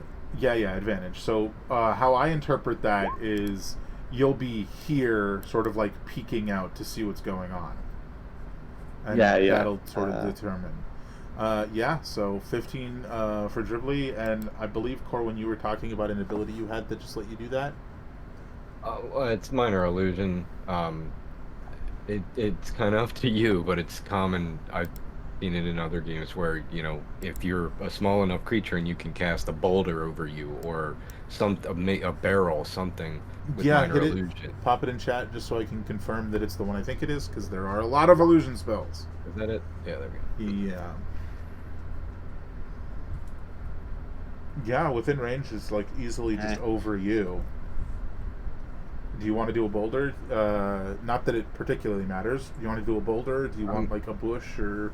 If I had a choice, I'd want to blend into the wall, so I'm just part of the, this whatever. If it's just individual trees, Yeah, like maybe between two trees. Well, deep branches. Yeah.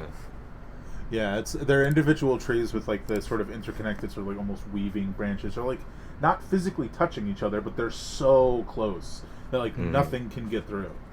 except something like a bug. Oh, Cam just died again. I mean, if No, a you can bush- totally do it. Like as long as you do not move and you do not speak, Right. yeah, that's totally fine. I mean, I'd you have can to move re-up. within your space, but Right, but I'd have to recast it every minute, and but I mean, potentially it's just a sit and wait. yeah, annoying but doable. Right. But now that we've established how that's happening,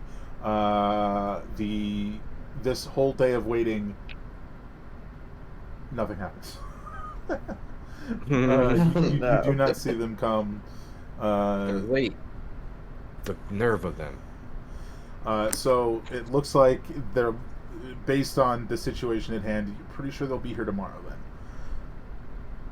It better be. So the whole idea kind of proven. I'm going to delete this big old purple thing right here. So the idea kind of proven. You guys are going to just do the same thing tomorrow. And what's this guy at the front? This thing. I don't know, really. I think that was something that I was pointing at earlier. I was on the wrong thing. Yeah, it was me. Fair enough. Okay. Yeah, so I think how we're going to do this is you guys go about this like final night of rest, and for you, Sar, you're the only one that has anything like particularly interesting happen. But I think I do want one more check from Helena to see if she can fix her her tube. If you want to do that final check, Helena,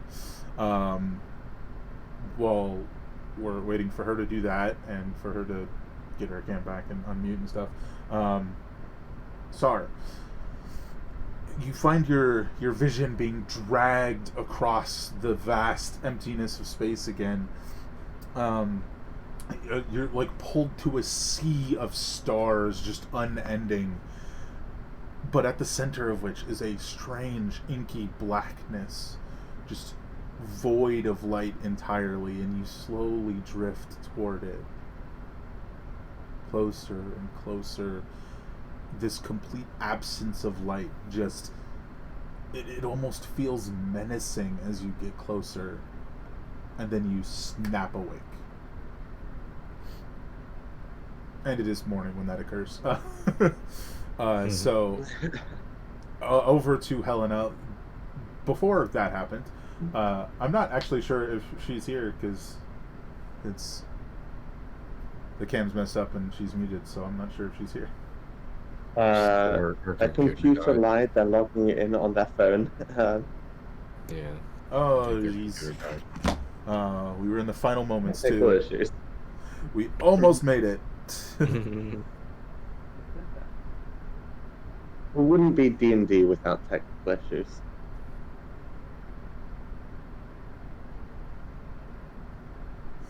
Well, certainly not a D&D stream, right? Yeah, I was gonna say, originally D&D didn't have tech issues. Old No. school D&D tech issues was the die rolling under a table or something. That's what I was thinking too. I don't know how I'm many remembering. times- I'm remembering D&D tech issues for like what do we call it? Like physical games. Was the DM has to go to the bathroom. Yeah, pretty much. Or maybe that's just because that was me all the time. Sorry about that. It said it had like 15 minutes left. What did you want me to roll it for? Yeah. So this Like dexterity? yeah, dexterity. This should Okay. the roll itself, whether you succeed or not, is the last one you'll need. You'll just have to keep making it until you succeed.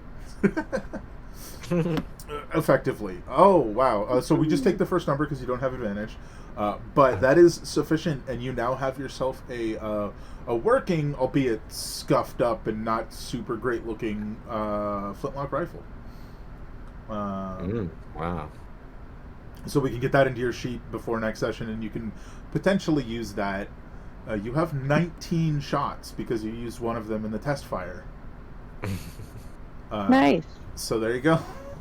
That is done up, and the final thing I want to do is, as you guys are prepping and getting everybody positioned and set up, let's go ahead and have the dribbly stealth roll rolled. get Is that, are we stealthed. doing the same way? Just Yeah, exactly the stealth same way. connection. And I will just the same way I did for the traps. There we go. Dribbly is currently with a that's a square. That's not how you write. Dribbly currently has a 26. So long as he doesn't move. Where'd he go? Where Dribbly I would gone? almost argue Plane. that depending on the position you're at, Dribbly might be stealthed better than you, Corwin. Yeah. Just depending on the position you're standing in. That being said, I think that will wrap us up for today, and next time, well, you have an encounter that awaits you. So... Wanna be fun. Hopefully goes better than the last one. Let's see. So that was fun. I think we got lots of information on some characters, and some interesting things happened. You know, including but not limited to test firing a rifle and communing with something in the sky. So you know, that was a great time. I can't wait till next week and we can see where this goes. But I think that's it for us. So let's go ahead and... Are we on next week, or is that your first of You April are thing? correct. It will not be next week. It'll be the week after, which is April 8th, I believe. We will be back. Next week, we are doing our April Fool's one-shot, Poultry Panic, which should be a great time. Promo for that going out on Twitter tomorrow. Hope to see y'all there. Have a fantastic evening, everyone. Let's go ahead and raid, and we will see y'all then. Have a great night, everyone. Night. Take care, everyone.